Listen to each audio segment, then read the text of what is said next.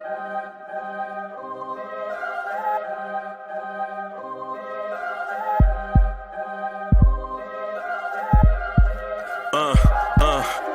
rank where the view is nothing less than phenomenal. For how I express and project from my abdominal. The only view better, both my daddy and my mama know. No living parents, my sons give me balance. My wife is my serenity, this mic is my identity. The world is foul enough, that's why I write without obscenities. Provoking danger with broken language and spoken anguish. Begging to get hurt, why would you ask to go through changes? Yes, Lord, life's a chessboard, master the angles. Control the tempo, be the one who holds the info. Acknowledge is just as deadly as machete swings. When spoken, the truth is as potent as that Medellin. While others swear the style is free, I just let it ring. Our time is undervalued, soldiers make us better kings. My fans on my shoulder, reaching after better things. Today I take the shot, for them I'd rather set the screen. My mama told me follow my dreams. My daddy told me get it by any means. Stand tall, make him bow to a king. But I've evolved, you can see the resolve. Look in my eyes when you speaking to God. Life and for those who we caught up in using what I was taught with the muse. I guess they call it proving I'm more than an artist. Penciling out my darkest while stenciling out a harvest. And storing what gets me from A to B, just like garages. Instrumental with collages. Envision what I've been drawing. Broadway to give you rhythm like the great Lena Horne. Soul bent on, found comfort in the storm. Find peace and on when you see them others perform. Organized chaos. Okay.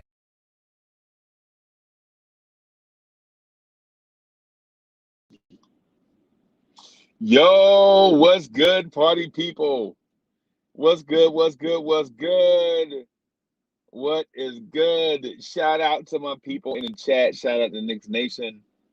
Welcome. Welcome to the Knicks at Night podcast. I'm your man, Uncle Preezy. What's good? I'll soon be joined by your host, Hoodie Kev.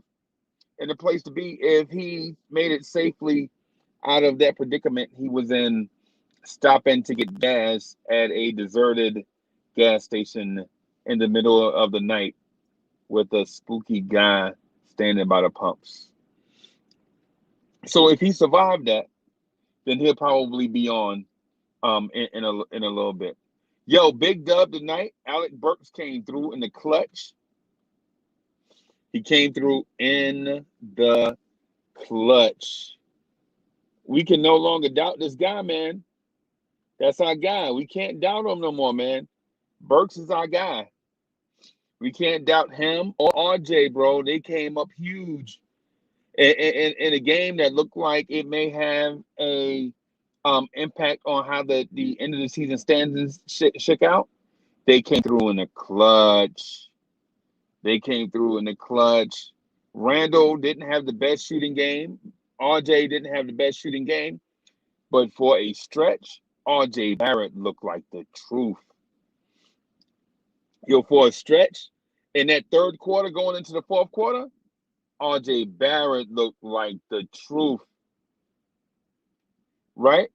Is this that little stretch that we saw at the end of the third quarter going into the fourth quarter? Is that what we're going to get? Is that what we're going to see from RJ Barrett year 3, year 4? Please tell me it is. Please tell me it is, because if that's what we're waiting on, if that's what's incubating with RJ Barrett, sign us up for the next 10 years. Please. Fit the next 15 years. Sign us up. It didn't matter the defender nor the defense. RJ Barrett started cooking. Was he cooking like that all game? No, he wasn't. He wasn't, but he did break out of that slump he was in. That slump he was in had me nervous. Had me nervous, y'all. What y'all think? What y'all think? Is that the RJ Barrett that we're going to see in year 3 and year 4 to go with Julius Randle?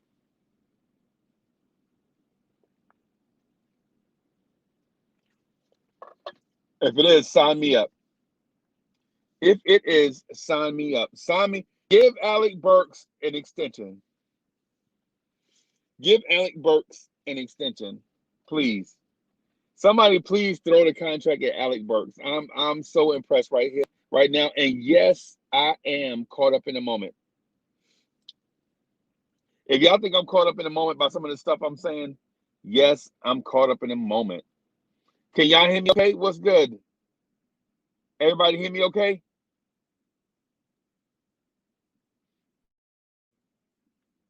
Can y'all hear me okay?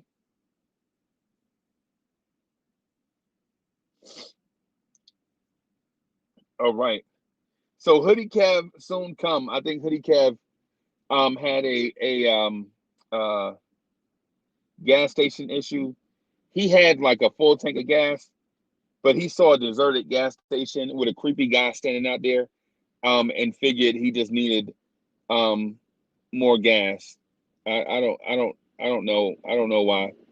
I don't know why he thinks such things, but it is what it is. Yo, look who it is. City for real.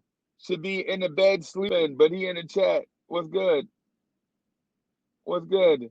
City for real says, I'm here for a little. The journeyman showed out. I wish I could be on, but I got the city lights on. Yo, let's go.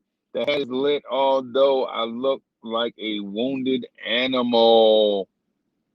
Wow. Wow. Wow. Get well soon, City. Get well soon, brother. Get well soon, my friend. The Knicks are gonna win these games for you, City. I'm dedicating these next two games to City for real's health. Get well soon, brother. Eat some chicken noodle soup or something. Eat some of those cliche things that help people get better. Do some of those cliche things to that people do to get better. Yeah, like eat some chicken noodle soup and drink some orange juice or something to make sure you get better, bro.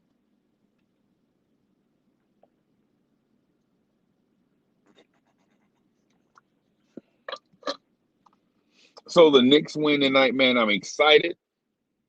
The Knicks were down by a bunch at the beginning of the game. No team could hit a shot, which was crazy to me. But things are what they are. Yo, City, you see all the love you getting in the chat, bro? Y'all show some love for City, man. Tell City to get well, man.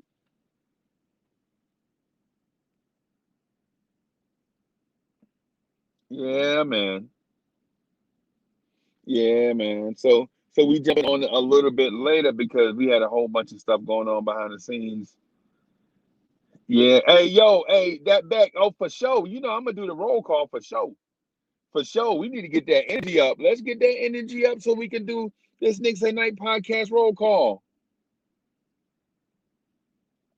Let's get that energy up so that we can do that Knicks at Night podcast roll call.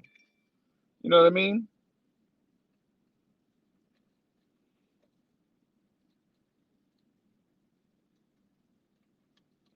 Yo, so you COVID free, you just got a bad sinus infection. Okay, okay. I feel you. I feel you. Get better, bro. Get better. We need to have you healthy, not just for the show, but just for real life stuff. You know what I'm saying? We need to have City for real. You know what I'm saying? Better. So we starting a little later, but it's okay. We ain't gonna stay in here all night. We gonna rock and roll for a little while, maybe a couple hours. You know what I'm saying? Listen to the chat, see what the chat got going on. Yo, my man Sai, what's good, Sai? What's good? My man Sai's in the building. Says get well, Vader. What's good? Yo, hey, Juju 92 is yo. Yo, you right. Our defense can turn up. Yeah, we need City. Hey, we need City to be 100% for the playoffs. For real, our future gaming said we need City 100% um for the playoffs. Hey, salute God of Moses and Elijah. What's good? What's good? Let me turn some lights on in here so y'all can see. Is that better? Is that worse? Is that better? Maybe I need to turn a light on. No, that light ain't. Let me see if I can. No. How about that? Is that better? Maybe if I do like this. Yeah, there we go. Now, yeah, now the lighting is better. Yeah, man. Yeah, man. So we excited. This was a really good win versus a really good team that played hard. They played hard, y'all. And you know what? That's what we want. Because all we're doing is getting battle tested. Which back? That back. Who? Which back? That back says, you know that back will turn up if needed, Uncle Freeze. Yes, I know this. I know this. I know this. Leslie V was good. Was good. Was good. If I get some thumbs up and fire in the chat, I'm gonna do the roll call. If I could get some thumbs up and some fire in the chat, somebody abusing like buttons, I'm doing the roll call, right? If I could get some thumbs up, some fire in the chat, and somebody abusing some like buttons, I'm going all in. I'm going all in on the I'm going all in on the roll call.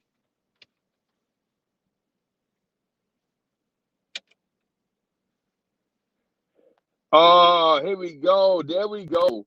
There we go. Now I'm ready. Now I'm ready. I'm ready. I'm ready. I'm ready. King Jerry, what's good? Ryan Batista is in the building. Heavy Reese, get that energy up. What's good? Trinity in Harlem. All my Trinities in Harlem was good. All Future Gaming. Big Dub was good. Foy Trey was good. Foy Trey was good. SKOE. I like to say Skull, you know what I'm saying? What's good? Stop it videos. Trizzy Trey's in the building. Which Beck? That Beck is in the building. City is in a place to be. What's good, City? Leslie V was good. Ivy 280 was good. And San 40, I see you. Alora Gibbs, it's a family reunion. What's good? I see you.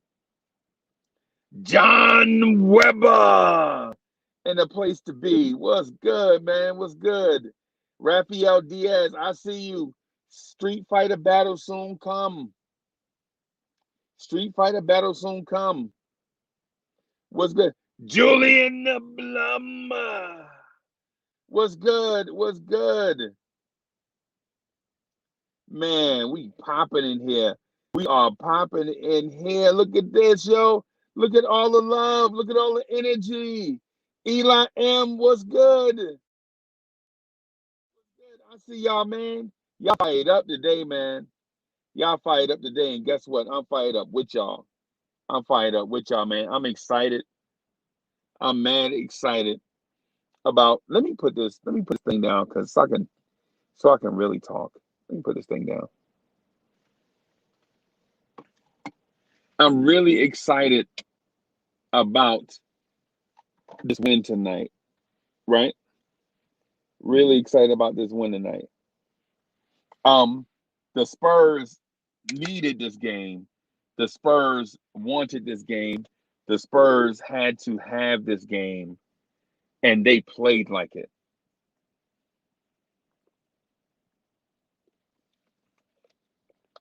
The Spurs played with a desperation that was admirable. They played hard. Okay? The Spurs played hard, man. They needed this win. They had to have it. Right? But the Knicks were not letting this game go. The Knicks played hard in their own yard. The Knicks play hard in their own yard. You know what I mean? They play hard in their own yard. You know what I mean? They not just letting people come traipse through there and take dubs from them, take L's from teams. Nah, they ain't doing that, bro. They ain't doing that. They ain't doing that. They ain't doing that. You know what I mean? Alec Burks came through in the clutch. R.J. Barrett came through in the clutch. R.J. Barrett made me a believer tonight. I believe the children are the future after seeing R.J. Barrett tonight, right? After seeing R.J. catch fire, because both teams were struggling. Both teams were struggling, and the Spurs were up by 17, and R.J. chipped away at the lead, and wound up hitting a shot to cut it to 1, I believe, and then hit a 3 to take the lead by 1 or something like that. I can't remember. Anyway, all I know is his shots looked like they were online but wasn't going in first, and then all of a sudden he lined them up, and that was it. Yeah, our featured game, and Burks is a walking bucket, bro. A walking bucket.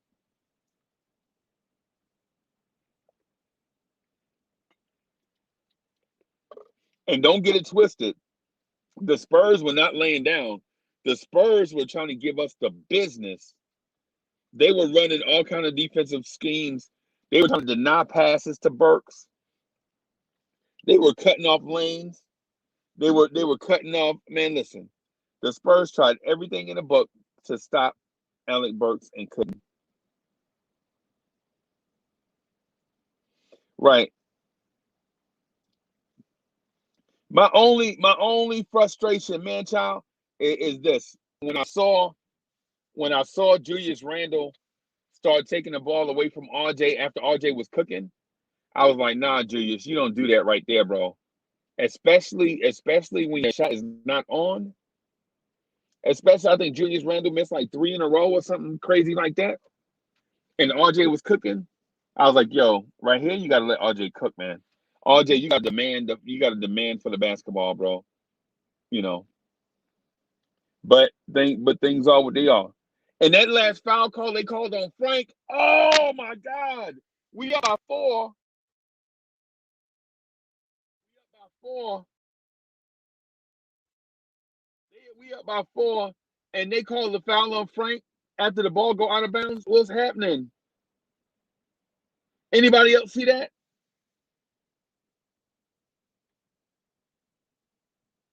Anybody else see that? DeRozan got locked up by Frank. The ball go out of bounds, and then they call a foul on Frank. Hey, yo, how you let the ball go out of bounds? The Knicks are about to get the ball back with 4 points with a 4-point lead, and you gonna give the ball back to the Spurs by calling a foul. They wind up getting an and 1 and make the free throw, cut the lead to 1. Come on, what was that? What was that?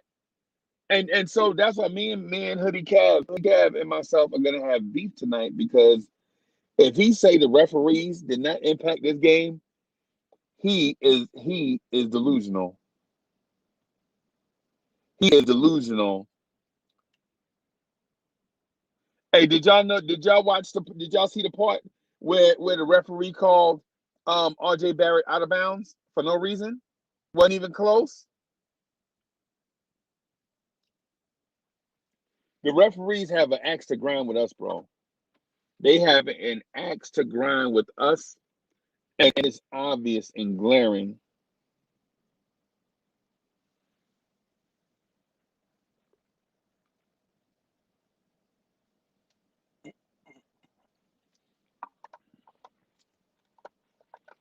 Yeah. The referees have an axe to grind with us. Our Peter Gamer said the refs been bad all season. Yes. Hey, Mo said 2 of those refs look like they were MAGA.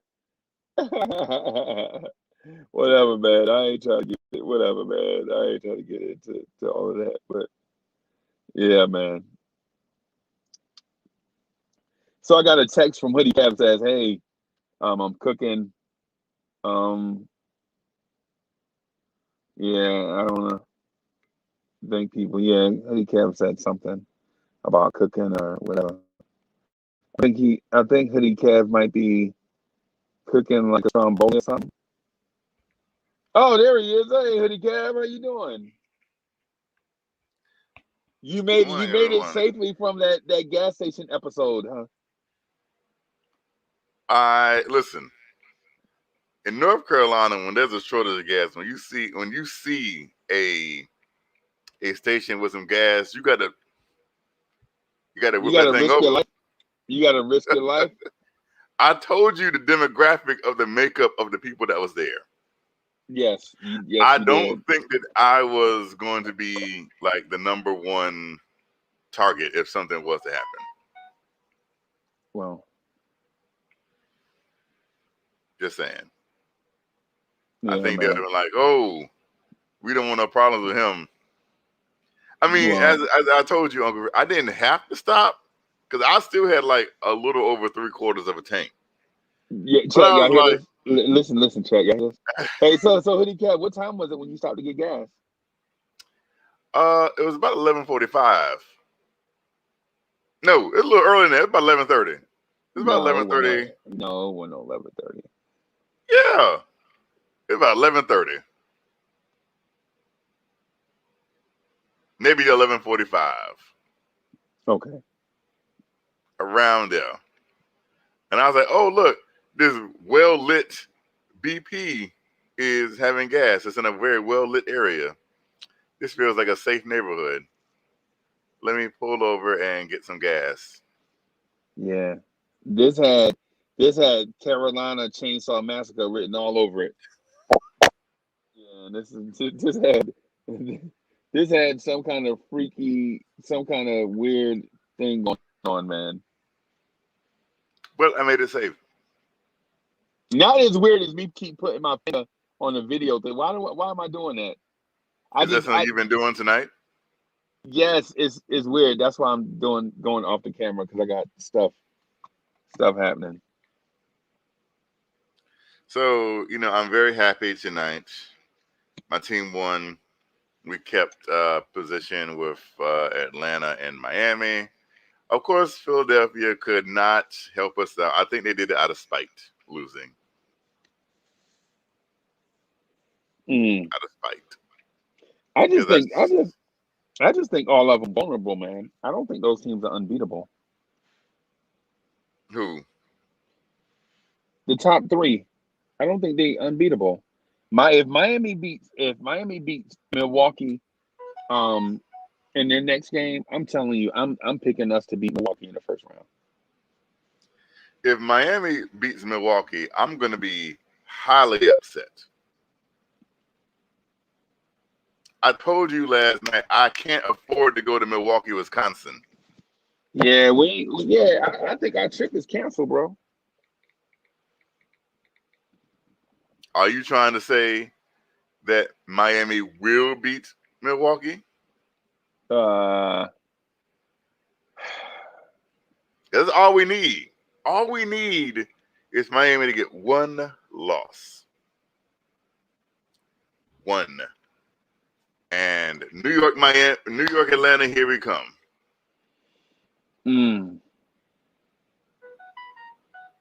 So you Okay. trying to sit here and tell me that Giannis Antetokounmpo, Drew Holiday, Brooke Lopez, Chris Middleton, Bobby Portis, PJ Tucker. Oh, Bobby Portis. That name sounds so familiar. He played with Washington for a little bit. Yeah. And Chicago. I remember him his flagrant out on Bradley Beal last year. Remember that when he went across Bradley Beal's head in the Garden? Yes, I do. I don't know why. I'm not tired. I'm just tired of work. Yeah. Well, okay.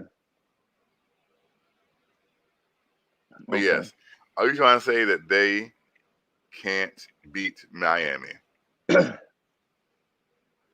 to help the Who? Knicks? Miami.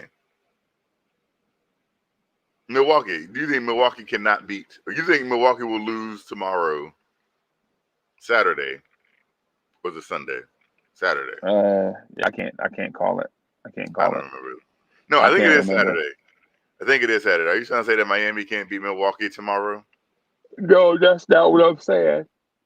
What I'm saying is I think our trip is in jeopardy because the Knicks have to win out, Yes. and Oh, so you don't have faith in us? That's what you're saying. no, You think we're gonna lose to Charlotte? You heard it here first. Uncle Freezy thinks the Knicks are gonna lose to Charlotte. Breaking news. No, I think the breaking news is that there were a lot of Knicks that were hurt, and Kevin Knox didn't get a single second. Oh And, no, we are not changing the subject to Uncle Freezy thinking that we are going to that's breaking lose. news. No. Because you just made up a Uncle narrative. Freezy thinks Since we we are making up going to narratives, lose to Charlotte right? and Since we or making up weird Boston. narratives, since we making up weird narratives, I'm just gonna make up another. I'm gonna make up a weird narrative too. Since we're just gonna pin storylines on people, I'm just gonna make up another one. I'm gonna make up one too. Do I look like Clark Kent writing for the Daily Planet? No. I don't write stories. No, you look like Dark Kent. I've never heard of this character before. Yeah, exactly. Yeah. So what I was saying before you cut me off is what I was saying is there are too many things that have to happen in order for me to feel comfortable right now. So what I'm saying is with the Atlanta trip, I feel nervous about it because I mean, what's got to the happen Bucks- other than we win out and Milwaukee wins? I mean, you know what? What would so the same scenario was in place tonight. All we needed was for Philly to win and for us to win. And Philly didn't win, but we won. Chris Chang was good. Philly did not win. Philly did not win. Delano Steele was good. But I believe in. Hey, Kev, look at Rob the Nick in the chat. He like, really no link. Look at it. Look at Rob the Nick.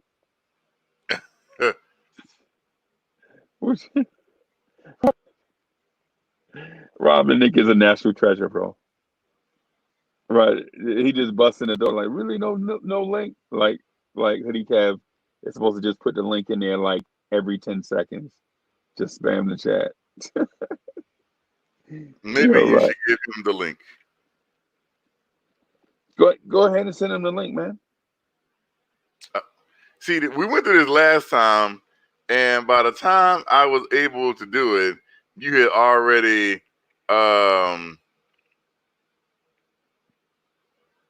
beat me to it. Already beat you to it? Yes. Okay. But here I am giving him the link. Okay. Now. Yeah, man. He gonna say he's been waiting 45 minutes. I've been waiting 45 minutes for the link. Yeah, man. Hey, salute to Rob the Nick, man. So did you text it to him? I put it in the chat. Oh my goodness. Why are we doing this?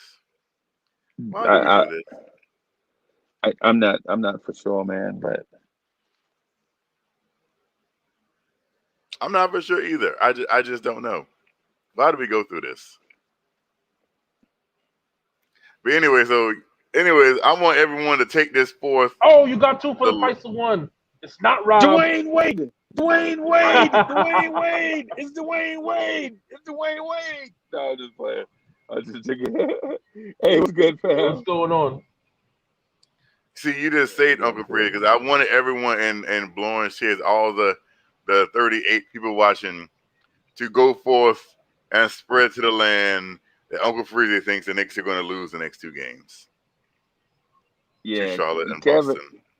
Kev is what you call a fake news propagandist. He didn't even let me finish. I was like, yo, it's a lot of things that need to happen And then I was like, the Knicks need to win every game, and he took off with a narrative that said before he even finished. The That's narrative is why Uncle Freezy thinks we're going to lose that's the why last two games. That's why Sports Vibes TV always eat him up in a debate battle because Kev only half listens. He like listens to half of what's going on, and then take off with it and start running. So that's what we're doing. We went there. That's where we're going. No, that's a fact. Sports Vibes TV always eats you up in a debate battle. Oh wow, you still repeated it. Okay, I didn't know that's what we were doing. You do know I beat him once, right? I can't remember. I couldn't remember. You do realize that I was once the Blowing Shits Debate League champion myself and had to beat Sports Vibes because for some reason y'all kept wanting us to go head to head like Ali Frazier, and I had to knock him down like Ali and get my belt. And then y'all rigged the tournament so we could face again. Like I hadn't even recovered from the battle. Like I was like the champion, ain't even recovered yet. And y'all like, y'all gotta fight again. And like I'm still in the hospital. I'm all swole up from the heavyweight bout that we just had, and you want us to fight again? Because Sports Vibes put you there. But I know who got the TKO on him. Okay. All right. I'm just waiting to see you and Tony Crow go at it again. That was a good one. Listen. Tony Crow has been. That back. Which back? That back was good. Nothing.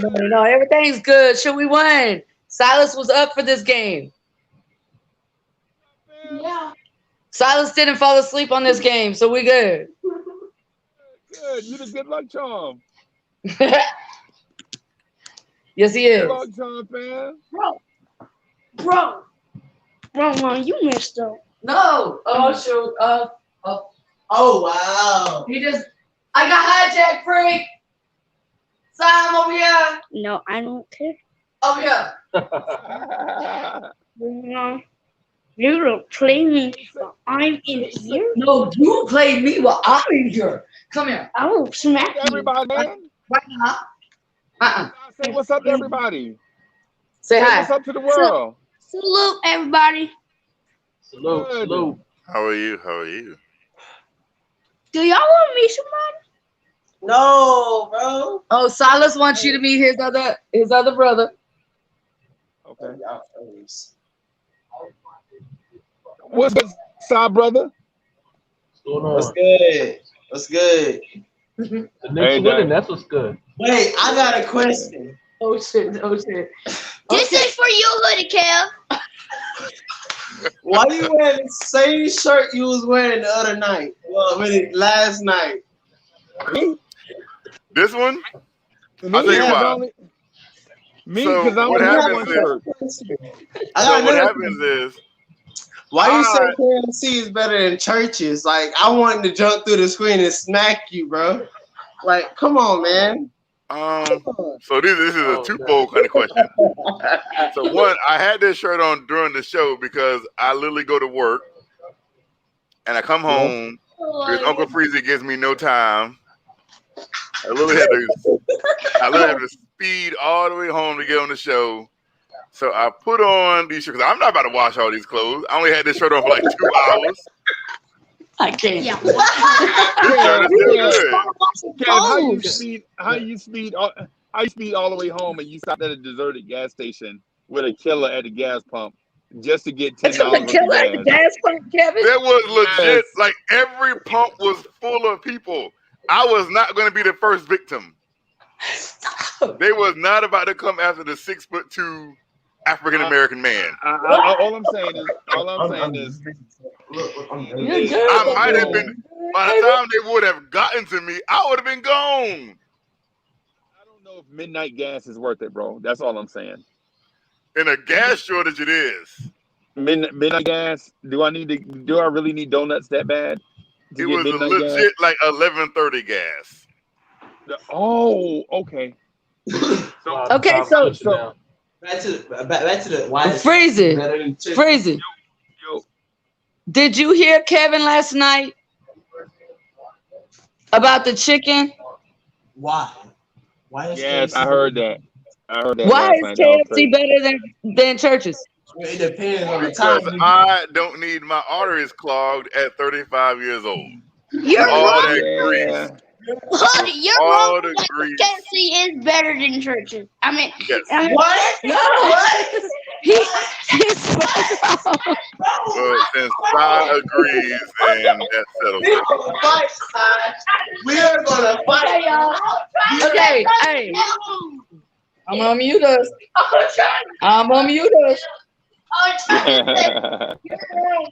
I'm gonna mute us. I think that might sell it. I think that might sell it. I He think that settled it misspoke. for me. He misspoke. He misspoke. I don't think he did. I think that he Yes, said he what was. did. I think he said what was true in his heart. He said out of his mouth, like 20 to 30 minutes ago, that Churches is better than KFC. Because it is. And who I he cares don't if he's from the South. Stop telling bull-faced lies. Whoa! Oh. Okay, so what about the Knicks though? Yeah. We I'm won excited. though, right? Yeah, I killed them. We had a very good game. There was times where I was very Churches is better. very upset. Imagine, We were down by like 15 points, I believe, at one point in time. Yes. Things were not looking good. I was on the phone with Sergeant G-Man Knicks, and we were both like, you know what?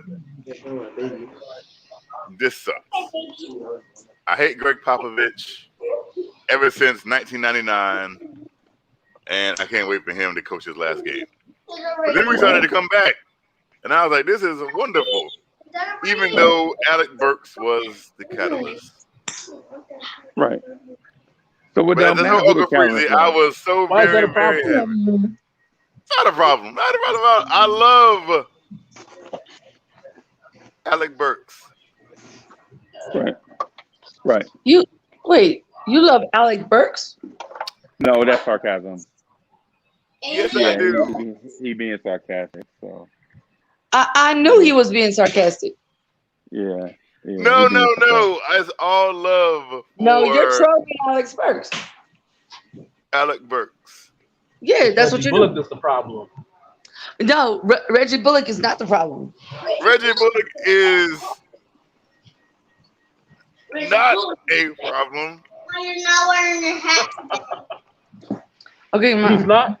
She's not. So you want me to get He you said that? not So today. you want that Reggie Bullock jersey now? He said not today. What? Yo, Oh, so Rob the Nick, You- what's good, man? How you doing? hey, Rob the Nick. Rob the You Nick. want the city edition jersey or the statement jersey of Reggie Bullock? I don't want no one to spend money on me. No, he wants the Reggie Bullock jersey, but he wants to put the Knox on top of it while he's in public. Listen, I'm actually about to start rocking the Hoodie Kev collection. I would like for everyone to go to the Florence Tears Mall and cop you guys some of the Hoodie Kev collection. We got polos and hoodies. toes is hot as heck. Turn off the phone. So the hoodie, of course, is Hoodie Kev, and I guess the polos is supposed to be corduroy Kev for when he's on the Knicks morning drive. Oh no, right? the polos still have the Hoodie Kev insignia on it. No, the polos are for Plash Kev. Yes, Spice Girl group. Ooh. Says the young man who wasn't even alive when Spice Girls was still.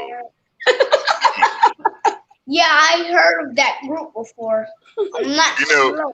We had this conversation with another young man who didn't even know who the original Queen Bee was. He was trolling you, didn't he say that? No, I think he was being serious. And he said that because he didn't want to get caught on YouTube thinking that he did not know all about the Benjamins. Really, Kim? I do know her. Yes, you do. You do. She's my girlfriend. She's not your girl. Hey, Rob.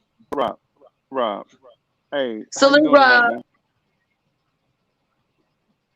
Rob the Nick, what is going on? What's up? What's up? Salute, salute. Hey, Rob, you saw how we got. So Rob, first of all, why are you so impatient with the link, bro? Why you so Rob? Why are you so impatient with the link, man? What's good? What? You want me to text it to you before we come on? You heard me? When you're an hour late and then high up, you can't be late with the link. It got to be there. I fell asleep and woke back up. But you act like I know when you coming in. If you want me to just text it to you before the show? Because if so, yeah, because I sit there. What I usually do is when it comes in, I'll get it. Then I'll finish doing what I'm about to do, what I've been doing, and then I'll come in. But at 12:30, hey, I 1:45 to 1. I'm like, is he coming on? And then I seen it that he was. I ain't see Kev. I ain't know what was going on. Shane said, "Good job." I had to stop for gas. Yeah, that's why we a little bit behind. Yeah, we a little bit behind. I thought you had to stop to go see what Bert was doing, Kev. No. I saw gas. I saw people at the gas station, right? I was on my way home and I saw people at the gas station and I was like, you know what? I should get gas. Even though I'm still like a dash before like 3/4 full. But I was like, I might as well just go ahead and top off now. Because I don't know what's going to happen. You know, this North Carolina, we out of gas, period. So I was like, let me go heavy and just roll up to this BP. And Uncle Freeze like, you know you about to get murdered, right? I'm like, Uncle Freeze, let's go over the scenarios of scary movie. You little. I'm like, I'm not in the demographic to get killed first. Well, technically I am. But I'm not, because I would have been out of there. Let the first sign of trouble. I ain't about to. But let's go hide behind the chainsaws. Nah, ain't be none of that. I'm getting in my car and I'm leaving. So I spent $16 at the pump to get back on full. Drove home. So I feel like I'm good at least until like Tuesday of next week. Only if I go to work and go home. That's just my life. But anyways, Rob, what did you think of the game tonight? I think that it was a good win. Bert came back in the clutch, put the game away as usual for $5 million. You can't be more clutch than that. And your boy Knox ain't getting no time again. So what does this have? You know what? I'm gonna let y'all go ahead and just have no, because you said yesterday you was gonna get receipts. I'm just saying no need for no receipts. That's because the injury report came out that they weren't playing. That's what the injury report said. It said doubtful or wasn't playing. Doubtful. Well, you took it to a whole new level. What you think? I mean, I'm just going off what the injury report said, and then they miraculously got healthy, and I'm like, yay! Not playing and doubtful is two different things. So I look like a turtle in a shell. But I was like, yay, they're back, and I'm happy that they were back. Especially Burks, right? Wait, what's it like? Right? Okay. What happened? You died. He gave you 30 after not being in 4 games. Wasn't you happy? I was ecstatic. No, because yay. I was so happy to see Alec Burke tonight on the court. Yeah, he brought you home a win. He made you that much more closer to Atlanta. He did, and I will give him all his. It was looking very bleak for some time. When? How you figure? We was down 15. That's when it was looking bleak. Well, but when we was up 10, it was how was it looking then? No, you don't understand me. I'm saying there was a time when it was looking bleak. It's okay, baby. You didn't do it. I ain't said the whole game. I didn't know. I didn't have no concerns because I seen that they was just missing shots. I knew sooner or later they would go on a run. Well, there you go. I seen San Antonio fall so many times like that this year that I didn't even really worry about it. Because my friend is a San Antonio fan, and so I watch a lot of them, and they do the same thing all the time. Stop pulling shit. They don't. Like I said, I was a little bit worried. What? But we ended up pulling it off. And again, like you said, we are. But if the Knicks win all their games, they no less than the 5th seed anyway. There you go. Well, like I said, I really, really, really, really, really would like for Milwaukee to win Saturday against Miami. That would just make everything so much easier. Of course, we still obviously have to you got your charger take care of business against. If Miami lose to Milwaukee, which I think they are, I'm feeling as though the Knicks gonna be the 4th seed and Atlanta be the 5th. Yeah. And if they win, New York gonna be the 5th seed and Miami gonna be the 4th. And Atlanta play Milwaukee. Wait, you said what? If the Knicks win out and Miami lose, the Knicks gonna be the 4th seed. Yes. So if Miami win out and the Knicks win out, the Knicks are the 5th seed.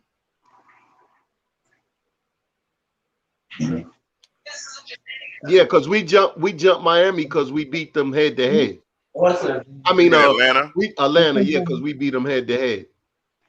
They only was up in that 4-game tie because I think that they played one more game before we played today.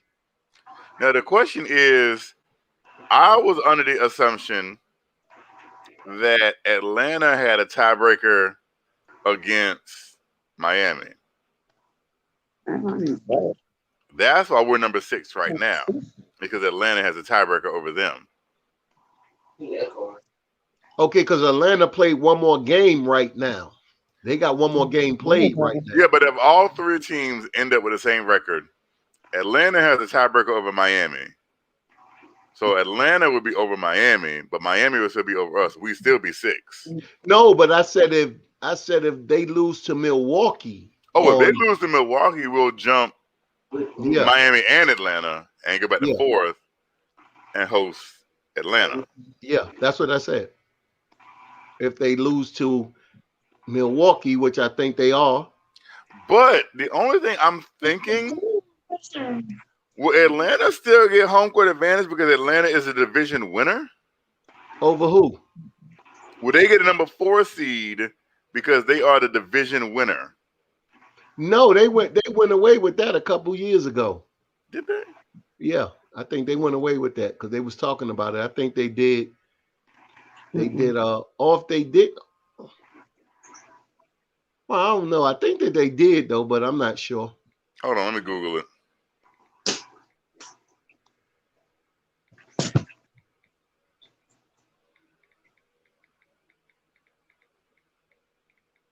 Because if Atlanta and Miami both lose and we went out, then that will come into effect that Miami jumped.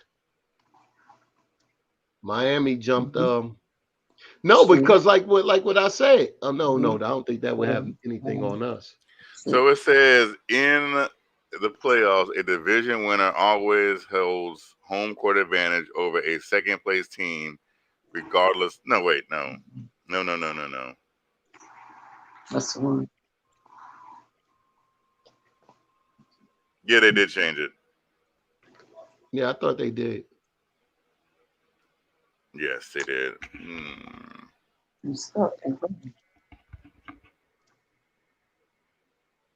So all we got to do is just win out and wait. Because we're going to jump. I think we would jump. No, we won't. So yeah, we would if Atlanta and Miami finish with Atlanta and New York finish with the same record, we'll be 4 and they'll be 5. And Miami, if they lose to Milwaukee, will be 6.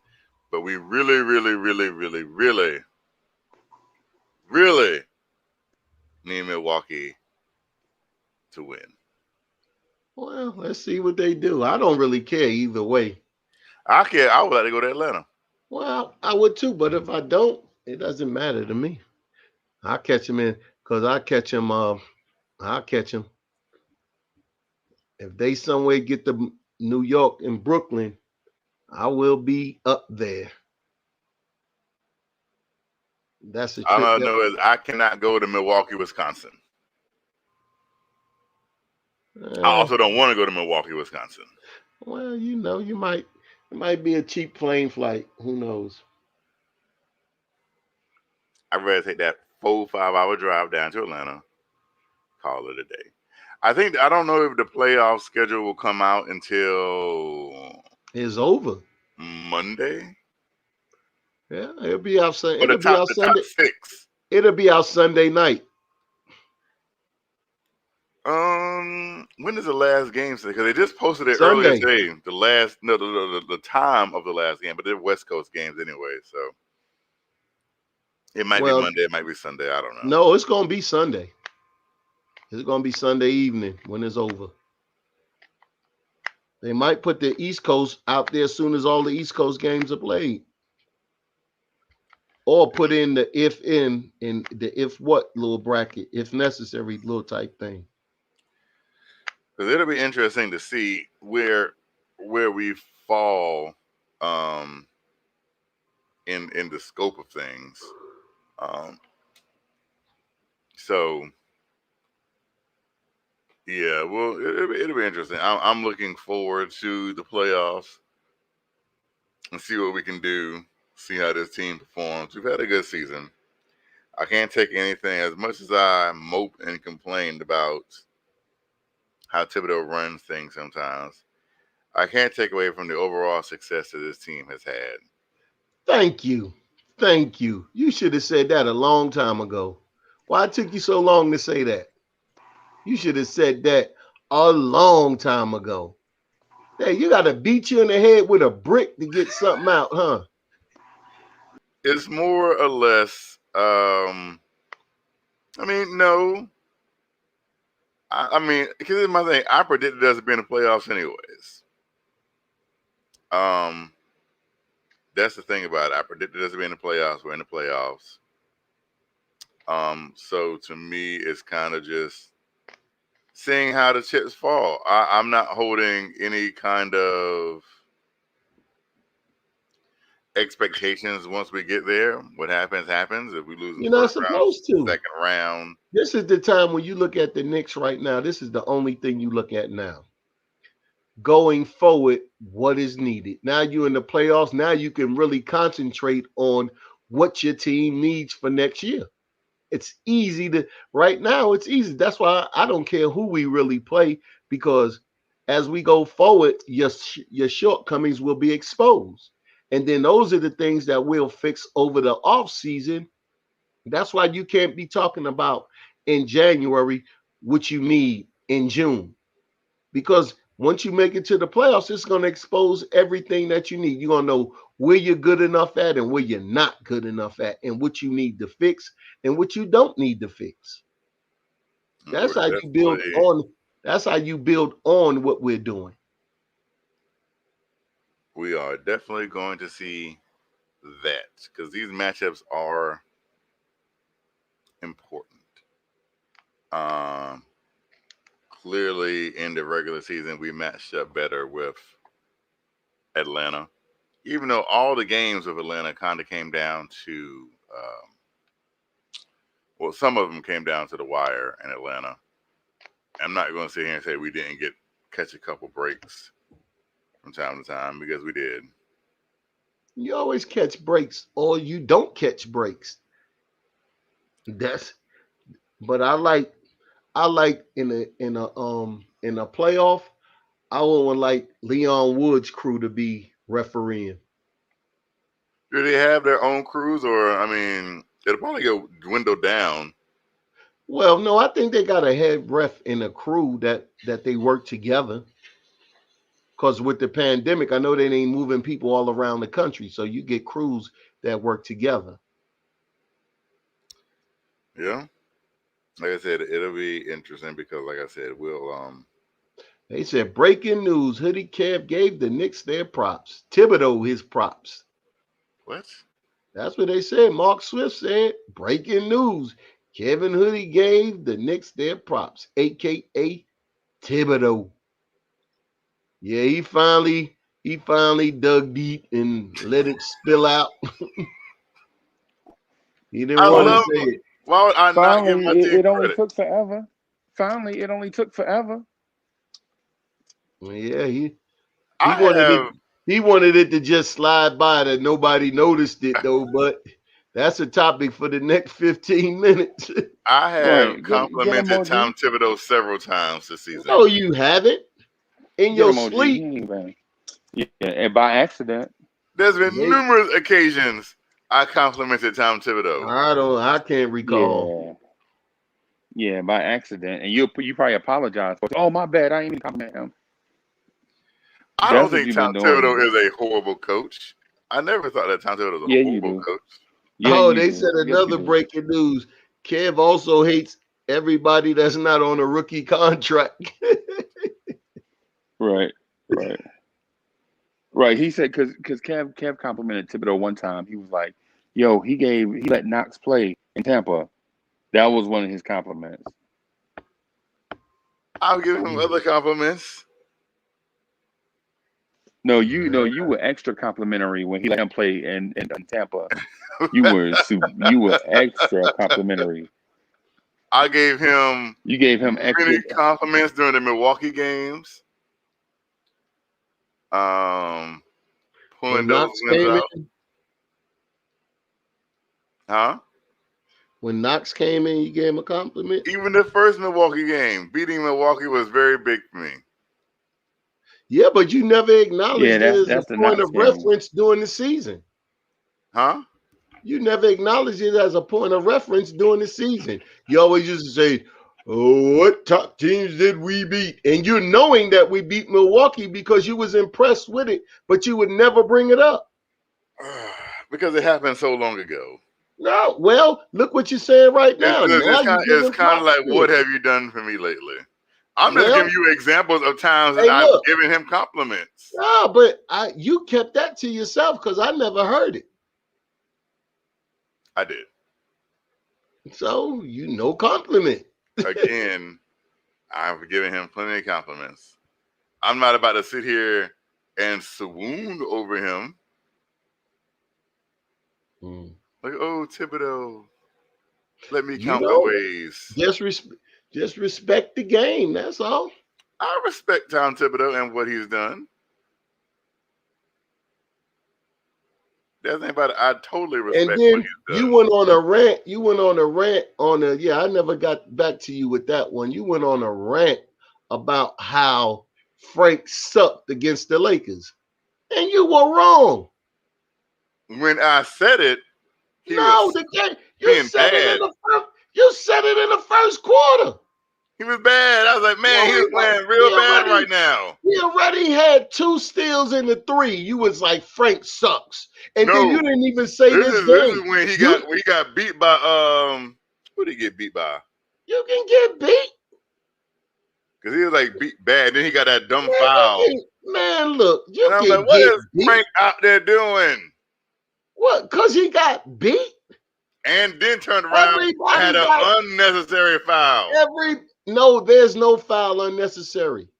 Unnecessary if you're getting beat and you foul, especially that early in the game, he got a foul, a bench player got a foul, and you blew a gasket.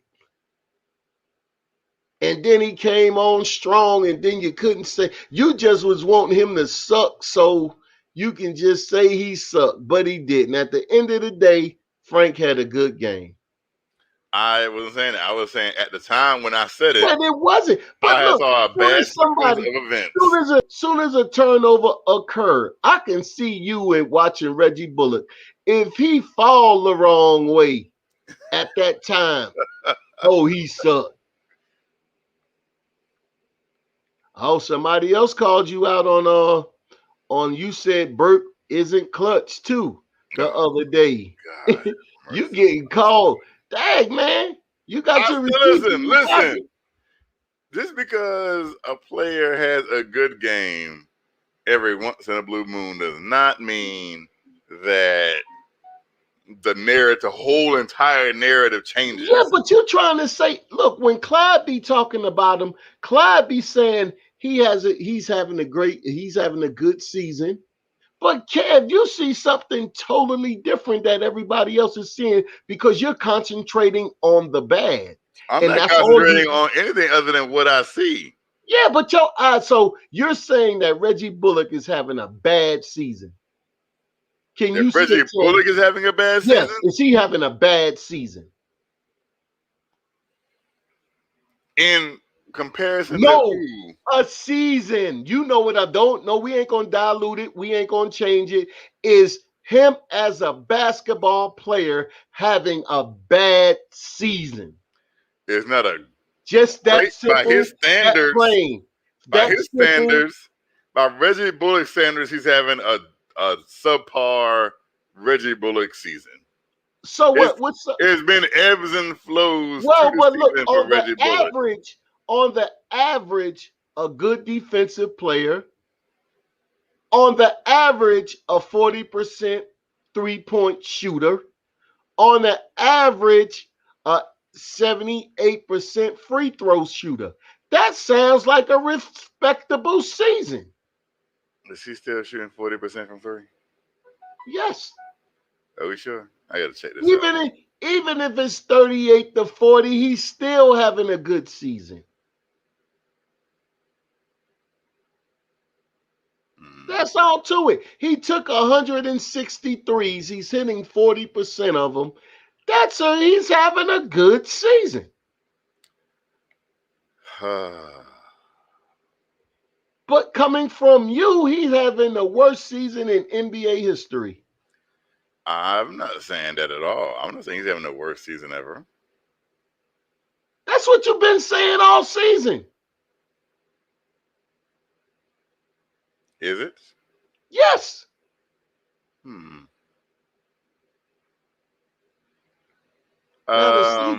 The season's got 2 more games to go. And Reggie Bullock has won games for us. We got to stop with this whole winning games for us kind of thing. Oh, yes, because games, that's what goes in the win column. I mean, that's because everyone's won games for us. Exactly, but then you trash everybody. I would say that. I don't trash everybody. Yeah, you trash people when you get a chance. Who do I trash? Anybody. If I say Nerlens Noel can't catch, that's like no, a fact. That's not trash. That's a fact. That's a fact. Nerlens Noel can't catch. But I never hear you uplift the block shot aspect of his game. So let me find some positive stuff to say about Elfrid Payton. Yeah, I don't talk. Look, he does things. Does things this season to say, okay, yeah, he's part of the team for the $5 million. But at the end of the day, we know going forward, he ain't the guy. Everybody knows that. So it doesn't really make until Tibbs, he might do something for the playoffs, something special. Remains to be seen. Might do something special for the playoffs. See, Rob is in kind of people who likes to look at everything as a glass half full. Like there's no wrong, there's no. No, I don't. I don't. I look at it everything like you do is perfection. No, this is the way I look at it. I look at the aspects of the team and where they're at right now. I bet Rob thinks this team could be the '92 Dream Team. No, I don't. You never heard me put this team in the playoffs, so you need to hush Rob, that talk. Rob, in the championship game. Rob, you need to hush that talk. That was a trap statement, Rob. that was a trap statement, man. He don't believe that. He's saying that so that you can get off of him about the error that he made. I don't know, but No. I'll I ain't no answer him reason and to then deflect. I'll go right back I ain't to got him. to deflect. Look, it's nothing that I said all season for you to think that I think that this team is the best thing since sliced bread. It's nothing I said all season with them. Nothing. Well, Nothing. You can't say. You can't find. Listen, people get on me because I point out. Do you think that Tom Thibodeau goes in there like, you guys played great, absolutely perfect? You think Tom Thibodeau goes in a film study, and do you think he points that out like, I need to go over this because you guys played great. Y'all ain't got to work on nothing else. No, Kev. The thing with you is you don't say anything good, but you're a Knicks fan. Right, and we all grant you roads that. lead back to Knox. Yeah, all roads lead Let me back ask to you a Knox. question. Even this conversation, do you think it lead back to Kevin Knox? How is this? Do you think that Tom Thibodeau goes into film studies, and do you think he points out the thing? Okay, on a scale, like a weighted scale, I think that 80% of things that Tom Thibodeau points out are the things that their team messes up on. But you're not Thibodeau. So they can correct them. But you're not Thibodeau. Make the same mistakes again. Yes, that's what a coach does. But you're not Thibodeau. I don't because I can't point out like they did that wrong. I wish they cleaned that up and fixed that. But look, you had a problem with a 9-game winning streak. I didn't have a problem with this winning streak. Yes, you did. Who did they beat? They didn't beat nobody. How was having a problem? You did. Pointing out the obvious. No, they beat playoff teams. They just ain't beat the top 3 playoff teams. Okay. I was just pointing out the obvious. But look, you can't point out the obvious and say that you're pointing something out. What? You can't point out the obvious, Captain Obvious, and point something out. That's not pointing something out. Everybody knows that.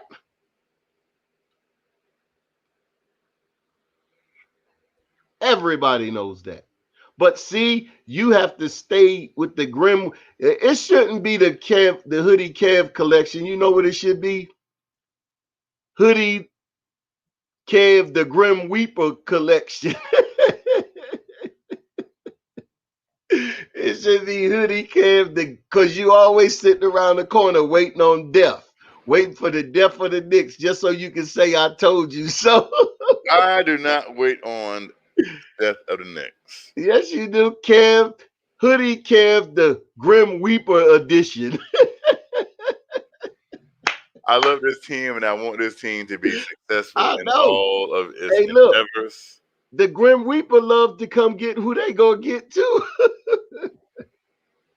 I just feel like we could win the same way if things were ran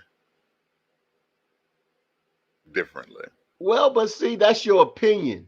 That is my opinion. That's right. Yeah, that's my opinion. But seems as though nobody agree with you though. But that's your opinion. I don't need nobody to agree with me. I know. So you keep on pushing for that guy. The world will be better if that guy was playing. This is just me coming on here, fellowshipping with my fellow Knicks fans, and sharing my opinion. Yeah, I know. I know it must be hard carrying that torch. I know it's kind of heavy. Well, I don't know what torch I'm carrying. I think that torch is burning. It's burning kerosene, but they got rock. They got it stuffed with cinder blocks. Are you trying to say the Knicks torch that I'm carrying? No, the not so good torch. Listen, as I've stated before, you know, we're at the point right now where I don't even bring up Kevin Knox. Other people bring up Kevin Knox, and they be like, "Why are you talking about Kevin Knox?" And because I didn't even bring him up. What are you talking about? But look, your conversation will lead to that. My conversation will not lead to that at all. Yes, it is. Like how Freezy called you out on the lake at night. He was like, "Oh no!" Soon as you go, look. Soon as something goes to it, look. Hey, look. I didn't Look. call. I listen. Look. I Soon was. as We was your on. conversation starts with Thibodeau and what he's not doing as far as like game management, is always a plug for Knox. No, it's not a plug coming. for anything. We was Yeah. legit on here the other night for an hour and a half, and we was talking, and we were wrapping it up. Uncle Freezy came in here and was like, "Y'all talking about Kevin Knox?" That was the first time Kevin Knox's name was even brought up. And it's like, how are you insinuating that I'm talking about someone and not even talking about them? Oh no, Believe it or not all roads lead to Kevin no. Knox. Hey, look, Because what that Kevin, is, when we y'all heard say the setup long that, enough. it's not even a setup. No, It's we just heard it long enough. We heard know what long enough? we know the setup. We know when it's coming. No, it's not a setup. Look, And it really does. I'm not gonna say it bothers me, but it's kind of like if I have a take or on something, right? And I say RJ is too small to guard Kyle Kuzma, right? And I could talk about that take, and then they were like, "You just trying to talk about Kevin Knox?" And like, no, I'm trying to say that RJ is too small to guard Kyle Kuzma. That has nothing you're to just trying to do talk with about me. Kevin Knox. Yeah, you trying to talk about Kevin Knox. This is exactly what I mean. And I think it does me a disservice because what y'all do is y'all take everything I say and make it seem like I'd be like, you know what? That's a really nice cumulus cloud out there. You just trying to talk about Kevin Knox. Because you'll be saying, you'll say it's shaped like Kevin Knox. And that's just what it is. You're the only person in Knicks universe that constantly critique the small forwards. You don't critique nobody else. All you do is critique the small forwards. Rob, am I lying? When's the last time you heard that? 100. Now look, yes, you're 100% right, and let me prove it. When Derrick Rose is checking the 6'6" guard, you don't hear nothing about he's too small to check him. Right. It's always the position that Knox can get some run at. Right. Listen. Right. All he do is critique. You constantly. I hate Alec Burke and Reggie Bullock. I mean, that's all you hear. That's all you hear, and it's hidden. It's hidden in innuendo. Because I wish we had a 6'7" athletic forward that could come in. Oh, wait a minute, I think we do, but he don't play. 6'9". Anyway, no, he ain't no 6'9", bro. He's 6'9". Kevin Knox is not 6'9". I think he's about 6'9", Freezy. I think he done grew. I think he is about. I seen him standing next to Obi. Man, that catalog book don't mean nothing. They had Patrick 7 foot 240 for 15 years in that book. Right. And I think that he grew because I seen him standing next to Obi, and he was almost like a little bit shorter than Obi. Yeah. But that still doesn't help Kev though. Because you called them out. Any position that needs to be guarded. If I talk about Elfrid Payton, that's like me beating my head against the wall every night. If I talk about Elfrid Payton, enough people talk about their hatred of Elfrid Payton. I don't need to hop on that train. That train is like, okay, do we need to add another gas, another log to get this fire? Guess what? But look, guess what that would be if Knox was playing? They would be talking about Knox like they do Peyton. Right. They'd be so upset. If people and for Knox to be such a great 3-point shooter, how come there's 6 people on the roster that shoot better from 3 than him? Why are we saying that Knox need to play because we need more 3-point shooting when we have 6 guys that shoot better at the position than him?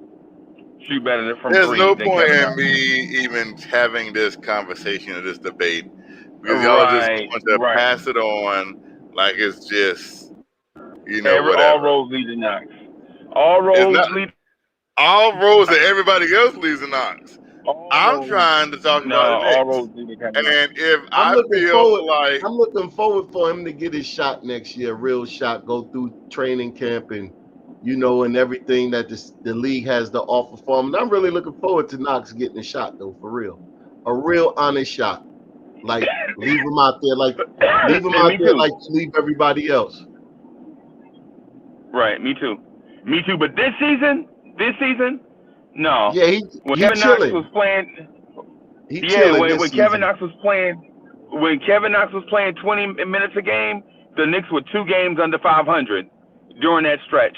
When they set Knox behind and took him out of the rotation, the Knicks wound up being where we are right now, right?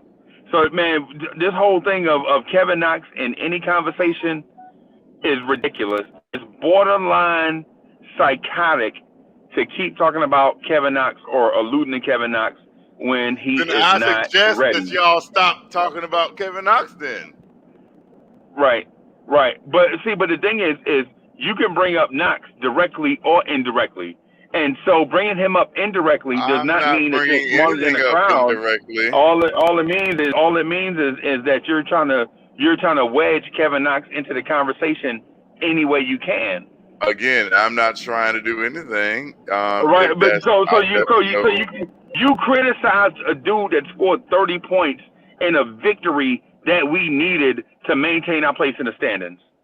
What did I actually say to criticize him? Oh, okay. Right. Because he wasn't clutch. You said he wasn't clutch. What has he done for the team? All you got to do is go back to the Laker game podcast. You and then in a couple of texts you done sent me about him. Yeah. You got him on the trash. You got him in the trash bin. Yeah. The thing we should do with Kevin Knox and Kevin Knox conversation is table it and leave it alone. That way there won't be any positives or any negatives about Kevin Knox, right? That way, Hoodie Cav's feelings won't get hurt when we say Knox is trash, right? And everybody that watch won't start sucking their teeth every time they hear Kevin Knox's name.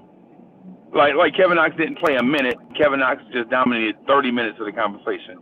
Well, maybe again, y'all need to stop talking about Kevin Knox. This is what leads to it. See, it's triggers to this. You don't have to talk about Kevin Knox. When you talk about that small forward position, when you talk about Tibbs and his coaching, those are all Knox triggers. And you know that. And you know that. So you don't have to indirectly talk about Knox. All you got to do is criticize Tibbs while we got a winning record, and then some way Knox fit into that equation, and we all understand and know that. Right, like for instance, you don't have to say nothing. We're not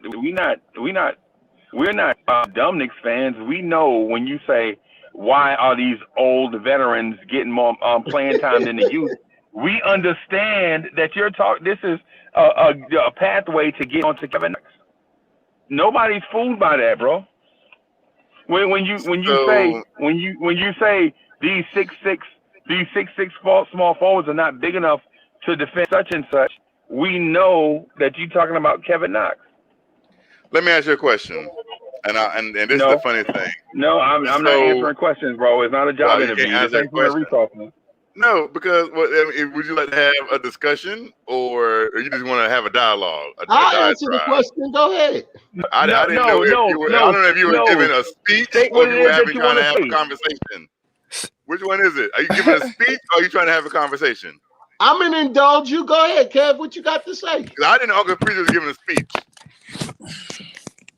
So my thing is this.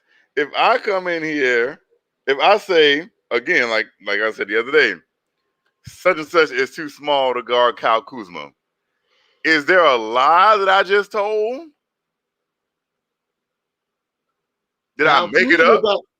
Kyle Kuzma got shut down the second half without somebody taller on him. That's not what when I made the statement, like I text you and I be like, such and such is just too small. But he wasn't on him that long. See, that's what I'm saying. Who was on him? You notice. Who was on him? He wasn't on him that long. He played him. Who was he? Bullock played him too. See, this is the thing about it. I didn't say anything about Reggie Bullock guarding Kyle But he Kuzma. did. Whatever. But here's the this thing: y'all are saying this is the thing, and I caught you when I said such and such is too small.